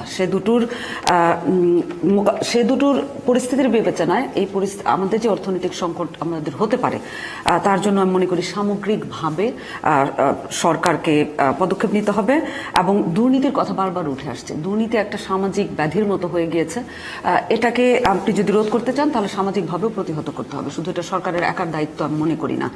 এটা স্কুলের পাঠ্য বইও হতে পারে, আমাদের সাংস্কৃতিক কর্মকাণ্ডের মাধ্যমে হতে পারে দুর্নীতির বিরুদ্ধে একটা প্রতিবাদ গড়ে তোলা। এবং একই সাথে আপনি যদি দেখেন, প্রথম আলোতে সাম্প্রতিক গতকালকেই মনে হয় এসছে, নারী নির্যাতন আবার বেড়েছে। তো নারী নির্যাতন, সাম্প্রদায়িকতা, দুর্নীতি, এগুলোর জন্য আমাদের একটা সামাজিক প্রতিরোধের ব্যবস্থা করা উচিত। সরকারের সাথে সাথে মিডিয়া এবং সিভিল সোসাইটি এখানে আমি মনে করি কাজ করতে পারে। জঙ্গিবাদ, মৌলবাদের কথা আসছে, বুয়েটের থেকে আমরা দেখতে পাচ্ছি যে মৌলবাদ কিভাবে বাংলাদেশে মাথা চাড়া দিয়ে উঠছে আবার। তো সেইখানে পদক্ষেপ নেওয়া এবং সীমান্ত সুরক্ষা, রোহিঙ্গা সংকট সমাধান, এগুলো আমাদের জন্য একটা বড় চ্যালেঞ্জ আমি মনে করি, সেখানে নজর দেওয়া। এবং শেষ যেটা আমি বলবো, যে আমরা যে রাজনীতির কথা বলছি যে বিরোধী দলকে সুযোগ দেওয়া হচ্ছে না বা মাঠে নেই, বিরোধী দল আমি প্রায়ই দেখি, আপনি যদি নিউজ পেপারে দেখেন বা ইসেতে, সেখানে তারা দাবি করে যে লক্ষাধিক কর্মী তাদের জেলে রয়েছে, তারা ঠিকভাবে রাস্তায় নামতে পারছে না, প্রতিবাদ করতে পারছে না, রাজনীতি করতে পারছে না। এখন আপনি একটু ডাটা যদি আমরা দেখি, পরিসংখ্যান বলছে বাংলাদেশের জেলখানাগুলোতে রয়েছে 44,000 মানে আপনি কয়েদি রাখতে পারবেন। আমাদের ওটার বাইরে রয়েছে আরো বেশি, ওই ক্যাপাসিটির বাইরে 77,000 কয়েদির সংখ্যা। তো লক্ষাধিক কর্মী কিভাবে থাকে, সেটাই বললাম, কিভাবে থাকে। তো তাহলে এই যে এই একটা বিভ্রান্তিকর তথ্য দেওয়া এবং রাজনীতির মাঠে এই কারণে থাকতে পারছে না, দমন নিপীড়নের কারণে, আমি মনে করি সেই জায়গাটা থেকে বের হয়ে আসতে হবে। আমরা 100 ডেজের বিষয় নিয়ে আলাপ করছি। আসলে 100 ডেজের কনসেপ্টটা কিন্তু আমেরিকান কনসেপ্ট। আমেরিকান প্রেসিডেন্ট নির্বাচনের পর একটা 100 ডেজের করণীয় সম্পর্কে একটা লিফলেট বের করেন। আমরাও সেই জিনিসই 15 বছর 100 দিনে 15 বছর 100 দিনের হিসাব করলে যদি আমরা ওই 15 বছরের আলোকে 100 দিনকে হিসাব করি, তাহলে আমরা মনে করি যে আমরা সভ্যতাগত দিক থেকে, যেটা সুশাসন বলা হয়, আমরা অনেক পিছিয়ে যাচ্ছি। এই 100 দিনেও পিছিয়েছি। যেমন সাপোজ আপনার মত প্রকাশের স্বাধীনতা বলুন, সাংবাদিকদের কর্মের স্বাধীনতা বলুন, এর মধ্যে বাংলাদেশ ব্যাংকে ঢোকা বন্ধ হয়ে গেছে, সাংবাদিকরা এফডিসিতে গিয়ে মার খাচ্ছে, তো বিভিন্ন জায়গায় মার খাচ্ছে। এগুলো সরকারের কোনো মাথা ব্যথা আছে বলে আমরা মনে করি না। এবং আমাদের সাগর রুনির হত্যাকাণ্ড হয়েছিল, ডক্টর হাসান মাহমুদ খন্দকার যখন আইজিপি ছিলেন, এবং সেটার এখনো তদন্ত আপনার মনে আছে উনি এবং উনি বলেছিলেন যে 96 ঘন্টার মধ্যে হত্যাকারীকে শনাক্ত করা হবে। না, তথ্য তো ত্রুটি আছে। স্বরাষ্ট্রমন্ত্রী বলেছিলেন এবং 48 বলেছিলেন। That was political rhetoric. এটা আমার মনে হয় একটু ক্লিয়ার করা দরকার। আমাদের মধ্যে প্রশ্ন যে কেন ধরা গেল না হত্যাকারীদের।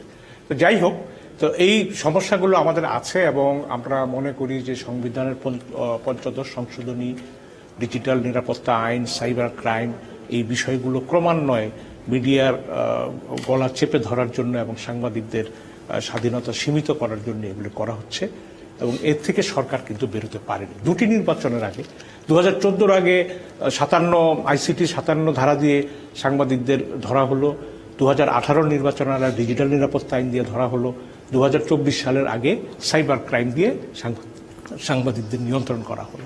তা আমি মনে করি যে সরকারের মাথার মধ্যে নিয়ন্ত্রণই ঘুরে, তাকে দিয়ে আপনি কিছু হয়তো টুকটাক কিছু ভালো কিছু পেতে পারেন, কিন্তু গড় তো আপনি কিছু পাওয়ার আশা করেন না। সেকেন্ডলি, ইন্ডিয়া ফ্যাক্টরের কথা উঠেছে, আমি এটা বলেছি, এবং আমাদের ইলেকশনের কথা বলেছি। আমাদের ইলেকশনের অবস্থা এরকম, মরহুম ডক্টর আকবর আলী খান বলেছিলেন যে বাংলাদেশে একজন ডিসিও পাওয়া যাবে না যার কাছে একটা ব্যালট বাক্স গচ্ছিত রাখা যায়।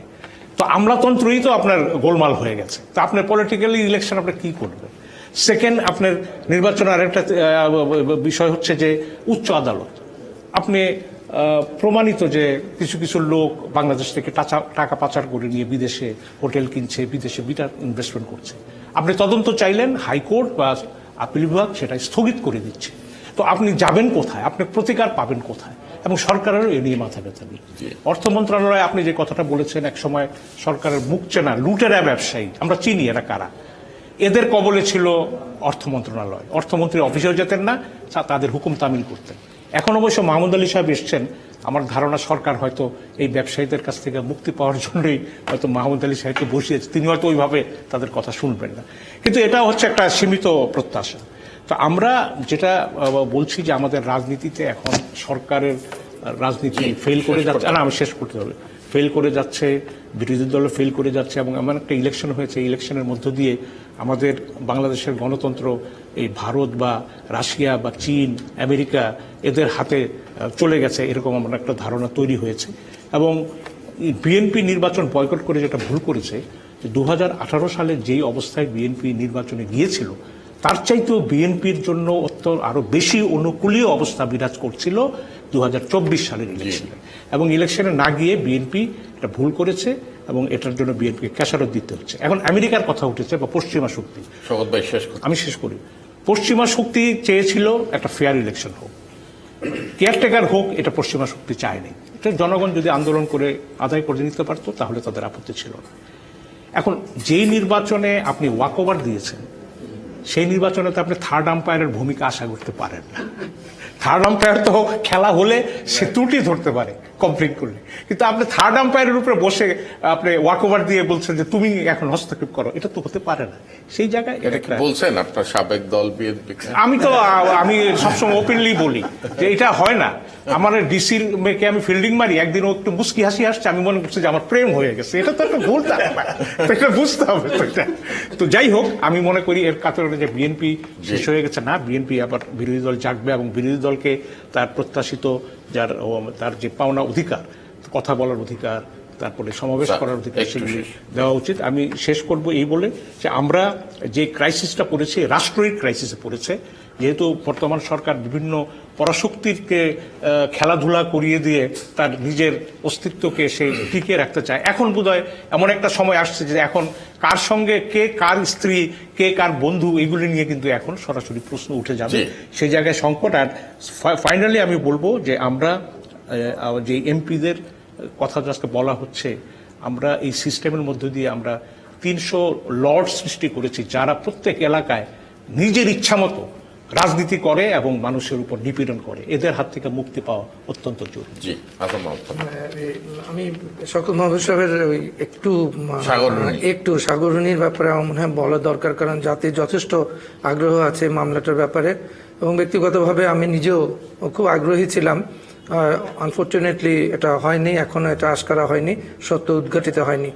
হ্যাঁ, অ্যাডভোকেট সাহারা খাতুন স্বরাষ্ট্রমন্ত্রী ছিলেন, উনি একটা কমেন্ট করেছিলেন যে 48 ঘন্টার মধ্যে, যেটা সাধারণত একটা পলিটিক্যাল রিটরিক হিসেবে নেয় কিংবা আইন প্রয়োগের সংস্থার উপর চাপ সৃষ্টি করার জন্য এটা বলতে পারেন, এটা তার ব্যাপার উনি বলেছেন। এবং আমি একটা কমেন্ট করেছিলাম যে প্রণিধানযোগ্য অগ্রগতি ছিল। একটা মামলা হওয়ার পরে কিন্তু অনেক ধরনের ব্যাপার থাকে, অনেক ধরনের আনুষ্ঠানিকতা পালন করতে হয়। সেই আনুষ্ঠানিকতায় সার্বিক প্রেক্ষাপট দেখে মনে হয়েছিল, আমরা আশাবাদী হয়েছিলাম যে এটা সত্য উদ্ঘাটিত হবে। কিন্তু পরবর্তী পর্যায়ে যখন এটার তদন্ত চলল, সেটা সত্যটা নিরঙ্কুশভাবে কিংবা চূড়ান্তভাবে এখনো সেটা উদ্ঘাটিত হয়নি। এবং একটা জিনিস ঠিক, ওনাদের বোধহয় অনেক আস্থা পুলিশের উপর, যে পুলিশ বোধহয় সব মামলার আশকারা করেন, সব খুনের মামলার আশকারা করেন, কিন্তু সব খুনের মামলার কিন্তু সত্য উদ্ঘাটিত হয় না। এটাও ঠিক, সব মামলার কিন্তু সত্য পুলিশের বাইরে অন্য বাহিনীও এটার মধ্যে হস্তক্ষেপ করে না, সেটা that is a different thing. সব মামলা উদ্ঘাটিত হয় না তো ব্যর্থতা, অসম্পূর্ণতা। আপনার 100টা মামলা হয়, 100টা মামলা তো সত্য উদ্ঘাটিত হয় না, যার ফলে ওখানে টেকনিক্যাল টার্ম বলা হয় এফআরটি বলা হয়। What is FRT? ঘটনা সত্য, প্রমাণ নাই। প্রমাণ নাই মানে কি পুলিশ সেটা আপনাকে প্রমাণ করতে পারেনি। এফআরএমএস আছে, final report mistake of fact, আপনি ভুল করে মিথ্যাচার করে আপনি তদন্ত করতে দিয়েছেন পুলিশকে, সুতরাং সেটা মিস্টেক অফ ফ্যাক্ট হবে। সুতরাং সব মামলার আশকারা হয়, সব মামলার সত্য উদ্ঘাটিত হয়, এটা কিন্তু ঠিক না। হ্যাঁ, এটা ঠিক যে জাতির প্রত্যাশা ছিল, সেই প্রত্যাশা অনুযায়ী আইন প্রয়োগকারী সংস্থা তাদের উপর অর্পিত দায়িত্ব যথাযথভাবে কার্যকরভাবে সফলভাবে পালন করতে পারেননি। এটা এখনো অসম্পূর্ণ আছে। স্টিল দ্য মামলা ইজ আন্ডার ইনভেস্টিগেশন। সুতরাং আমি ব্যক্তিগতভাবে এখনো আশাবাদী। সাগর আমার অত্যন্ত প্রিয় ভাজন ছিল, এখন আমি মনে করি যে মামলাটার একটা কিছু হবে। 1 নম্বর। 2 নম্বর, আমার একটা কথা আছে, আপনি যেদিন স্বরাষ্ট্রমন্ত্রীর দায়িত্ব সেই দিন আসলে শেষ হবে, আইজিপি কালীন পারেন নাই না, ঠিক আছে। আরেকটা জিনিস যেটা বারবার করে বাবু বোধহয় একাধিকবার উচ্চারণ করেছেন, যে সুশাসনের ব্যাপারটা আমি অবশ্যই জোর দেব। সুশাসনের ব্যাপারটা বর্তমান সরকারকে 100 দিন না, বাকি পুরো সময়টা ধরেই চিন্তা ভাবনা করতে হবে। এবং জবাবদিহিতা, দায়বদ্ধতা, কি রাজনীতিতে, কি আমলাতন্ত্রে, কি সামাজিক ক্ষেত্রে, সমস্ত জায়গায় এটাকে যদি আমরা স্ট্যাবলিশ করতে না পারি, তাহলে কিন্তু আমরা সেই আরাধ্য জায়গায় পৌঁছতে পারবো না। এবং জবাবদিহিতা বিশেষ করে আমলাতন্ত্রের জন্য, এখন বর্তমান চলমান আমলাতন্ত্রের জন্য অত্যন্ত বেশি জরুরি জবাবদিহিতা এবং দায়বদ্ধতা। এটাকে সরকারকে এটা ফিক্স আপ করতে হবে। যদি যে ভালো কাজ করে তাকে অবশ্যই স্বীকৃতি দিতে হবে, পুরস্কার দিতে হবে, কিন্তু ব্যর্থতার জন্য, ব্যত্যয়ের জন্য, অবহেলার জন্য, উপেক্ষার জন্য অবশ্যই তাকে মুখোমুখি হতে জবাবদিহিতা। আর আপনি এই প্রসঙ্গটা এখনো বিচারাধীন। আমি আপনার কাছ থেকে, আপনি ইচ্ছা করলে স্কিপ করতে পারেন। তারপর আপনাকে যদি জিজ্ঞেস করি, সাবেক আইজিপি বেনজির আহমেদ সম্পর্কে যেই অবস্থাটা দেশে বিরাজমান, আপনি কমেন্ট করবেন নাকি আরো সময় নেবেন? না, এটা তো অলরেডি ইট ইজ আন্ডার অনুসন্ধান। এটা অনুসন্ধান করা হচ্ছে, একটা পার্টিকুলার প্রতিষ্ঠান, জাতীয় প্রতিষ্ঠান এটা অনুসন্ধান করছে। সুতরাং I would like to reserve my comment, কারণ তারা তো করে সত্য উদ্ঘাটন করবে, জাতি তো জানতেই পারবে যে আসলে ঘটনাটা কি হয়েছে। ধন্যবাদ। আমি শেষে করব, বেশিক্ষণ নেব না। আমি যেটা বলতে চাই, সবাই এখানে বলেছেন, একাধিক ব্যক্তি বলেছেন, বাংলাদেশের যে প্রশাসন বলি, রাজনীতি বলি, ব্যক্তি একজন কেন্দ্রিক হয়েছে, মাননীয় প্রধানমন্ত্রী বঙ্গবন্ধু কন্যা শেখ হাসিনা। এখন এটি তো অস্বীকার করার উপায় নেই যে আমরা সব সমস্যার সমাধানের জন্য ওনার দিকে তাকিয়ে থাকি। পেঁয়াজের দাম বাড়লে শেখ হাসিনা সমাধান করবে, রাস্তায় গাড়ির ট্রাফিক জ্যাম বাড়লে শেখ হাসিনার সমাধান করবে। তাহলে হলোটা কি? ব্যক্তিকেন্দ্রিক সবকিছু আমরা চিন্তা করছি। এটা থেকে বের হতে হবে। এটা থেকে বের হতে গেলে, আমি হয়তো ভুলও হতে পারে, আমাকে ক্ষমা করবেন যদি আমি ভুল করে থাকি, মাননীয় প্রধানমন্ত্রীকে কিছু মানুষ বাইট দিয়ে তাকে ঘেরাও করে রেখেছে, একটা তার অদৃশ্য দেওয়াল তৈরি করেছে। অনেক সময় তিনি যেই সত্যটা শোনার দরকার সেটা তাকে বলা হয় না, তিনি যেটা শুনলে ওনার মনে হচ্ছে যে খুশি হবেন, সেটাই তাকে শোনানো হয়। এইটি থেকে আমাদেরকে নিস্তারের কি প্রেসক্রিপশন আমার কাছে কিন্তু নাই, সেটা মাননীয় প্রধানমন্ত্রীকে, কারণ মানুষ এখনো তার উপরে আস্থাশীল। এখন আপনিও বলেছেন, সকল যখনই যে কোনো জরিপ হয় তখন বলে যে শেখ হাসিনার যে গ্রহণযোগ্যতা 70%, আওয়ামী লীগের গ্রহণযোগ্যতা 40%। এটা কেন হবে? সুতরাং এই জিনিসটাকে, আর যেটা কয়েকজনে বলেছেন যে যথা জায়গায় যথাস্থানে যথা মানুষ কি বলে যে পদায়ন করা, সেইটি বোধ সম্ভবত এখনো হয় নাই। আগের মন্ত্রিসভা থেকে এই মন্ত্রিসভায় কিছুটা হলো ভালো আমি বলবো, কিন্তু আমরা কি বলতে পারি সঠিক জায়গায় সঠিক মানুষকে আপনি পদায়ন করেছেন? আপনি বলেছেন আগে অর্থমন্ত্রীকে দেখা যেত না, তার দপ্তর দেখা যেত না, এখন পরিকল্পনা মন্ত্রীকে দেখা যায় না। অনেকে হয়তো জানেন না, আমি সম্ভবত পত্রিকায় রিপোর্টিং হয়েছে যে প্রথম যে একনিকে সভা হয়েছিল সেখানে পরিকল্পনা মন্ত্রী, হয়তো শারীরিক অসুস্থতা থাকতেও পারে, তিনি উপস্থিত থাকতে পারেন নাই। এটি কিন্তু একটা ভালো লক্ষণ না। পরিকল্পনা মন্ত্রণালয় কিন্তু অত্যন্ত গুরুত্বপূর্ণ একটি মন্ত্রণালয়। সুতরাং একটি গুরুত্বপূর্ণ মন্ত্রণালয়, অর্থমন্ত্রী মাহমুদুল সাহেব অত্যন্ত একটি বিচক্ষণ মানুষ। Perhaps he was one of the first person জাতিসংঘে পাকিস্তানের ভাইস কনসাল থাকার সময় বাংলাদেশের পক্ষে আনুগত্য স্বীকার করেছিল। এই কয়দিন আগে আমি আমার ডায়েরিতে খুলে দেখলাম যে অত্যন্ত বিচক্ষণতার সাথে তিনি পররাষ্ট্র মন্ত্রণালয় চালিয়েছেন। এখন অর্থ মন্ত্রণালয়ের দায়িত্ব আমার বিশ্বাস আছে তিনি ভালো করবেন। কিন্তু এই যে টিম ওয়ার্কটা, এটা মাননীয় প্রধানমন্ত্রীকে রিথিঙ্ক করতে হবে আমি মনে করি। এটা যদিও আমার এরিয়া না, ইন্ডিয়া বাংলাদেশ সম্পর্ক নিয়ে একটু বলতে চাই। ইফ ইউ আস্ক এনি মানে Indian diplomats or high ups, তারা একটা কথা মেসেজ দিবে যে because you did not ask for, your government did not ask for. এই যে তিস্তার পানি কিংবা আমাদের ট্রানজিট টু এই যে নেপাল, ভুটান, আমরা ওদের লোক আসে কিন্তু আমরা সামান্য অংশ ট্রানজিট পাচ্ছি না। Bangladesh did not go for the hard negotiation. এই নেগোসিয়েশন সায়েন্স বিদেশে পড়ানো হয়। তো এখন আমাদের পলিটিক্যাল সরকার যেটা আছে সেটা যদি সিরিয়াস নেগোসিয়েশনে না যায়, যে আমরা ট্রানজিট দিচ্ছি মংলা, চিটাগাং, ওই ফেনী নদীর উপর দিয়ে একটা ব্রিজও করে দিলাম, তারপর এখানে বিদ্যুৎ নিতে দিলাম, সবই। তো এটার বদলে কি আমরা তিস্তার পানি চাইতে পারতাম না যে নো, ইফ ইউ আমাদেরকে তিস্তার পানি যদি না দাও আমরা এগুলো দেবো না, পারবো না, অথবা আমাদের নেপাল যেতে হবে, আমাদের হাইড্রোলিক ওই যে পাওয়ার ওইখান থেকে। এই জন্য আমি একটা কথা বলি, ইন্ডিয়ান লোকেরা এটাই বলবে যে you government did not ask for, সেইভাবে চাইতে পারে। বাবু আমি 30 সেকেন্ড শেষ করছি। প্রথমত হলো একটি বিষয়ের উপর 4 জন মুখপাত্র 4 ধরনের বক্তব্য দেন একই দিনে, এতে মিডিয়াও বিভ্রান্ত হয়, জাতীয় বিভ্রান্ত হয়, দলের নেতাকর্মীও বিভ্রান্ত হয়। এটা বন্ধ করতে হবে। 1 নম্বর, একজন বক্তব্য দিবে। দ্বিতীয়ত সবাই প্রেস কনফারেন্স করে বক্তব্য রাখতে হবে এমন কোনো কথা নাই, আর প্রতিদিনই কথা বলতে হবে এমনও বক্তব্য, এটাও ঠিক নয়। দ্বিতীয়ত হলো রাজনৈতিক যে কথাটা আমরা শুরুতে বলেছিলাম, যে তুমি শোনার চেষ্টা করলা, রাজনৈতিক দলের কেন্দ্রীয় নেতারা যখন মাঠে যান তারা কিন্তু উস্কানি দিয়ে আসেন, আর বিরোধটা আরো বাড়ে দিয়ে আসেন। যেই কেন্দ্রীয় নেতার বিরোধ বাড়ে দিয়েছেন তার বিরুদ্ধে ব্যবস্থা নিতে হবে। তার বিরুদ্ধে যদি জিরো টলারেন্স না হয় তাহলে না হয় তাহলে আগামী দিনে যে এখন যে গত ইলেকশনকে কেন্দ্র করে দলের অভ্যন্তরে যে বিভাজন তৈরি হয়েছে সারা দেশে, এবং এখন উপজেলা নির্বাচন ঘিরে এই বিভাজন একটু বেড়ে গেছে, এটা শৃঙ্খলা আসবে না। জি, আমরা সবার কাছ থেকে মোটামুটি শুনলাম সরকারের 100 দিন কিংবা 15 বছর 100 দিন আমরা কি নতুন ডিরেকশন দেখতে পাচ্ছি। সবার খুব বিশ্বাস ছিল বঙ্গবন্ধু কন্যার প্রতি সকলের অবিচল আস্থা আছে, কিন্তু সুশাসনের দিকে তিনি যদি হাত দেন তাহলে নিশ্চয়ই কিছুটা হলেও অগ্রগতি ঘটবে। কারণ তিনি চাইলে কোনো কিছু হয় না বাংলাদেশে এমন সম্ভব নয়, কিন্তু একজন মানুষের পক্ষে নিশ্চয়ই সবকিছু করা সম্ভব নয়। তিনি কিছু নীতি সেট করে দেবেন, তার ভিত্তিতে চলবে। কিন্তু বাংলাদেশের সবচেয়ে বড় বিপদ সবার কথায় যেটা দেখলাম, সম্ভবত অর্থনীতি একটা বড় বিষয়। ব্যাংকিং সেক্টর তো আর ইউক্রেন যুদ্ধ ধ্বংস করে দিয়ে যায়নি। সো ব্যাংকিং সেক্টরটাই আমাদের অর্থনীতির অ্যাকিলিস হিল বা সবচেয়ে দুর্বল জায়গা। এই জায়গাটা আমাদেরকে একটু কিছু কিছু অলিগারের প্রতি নির্মম হয়ে হলেও যে কোনো মূল্যে রিপেয়ার করতে হবে, তা না হলে পরবর্তী স্টেপে আমরা যেতে পারবো না। আরেকটি দুর্বল দিক হচ্ছে রাজনৈতিক প্রতিষ্ঠানগুলি।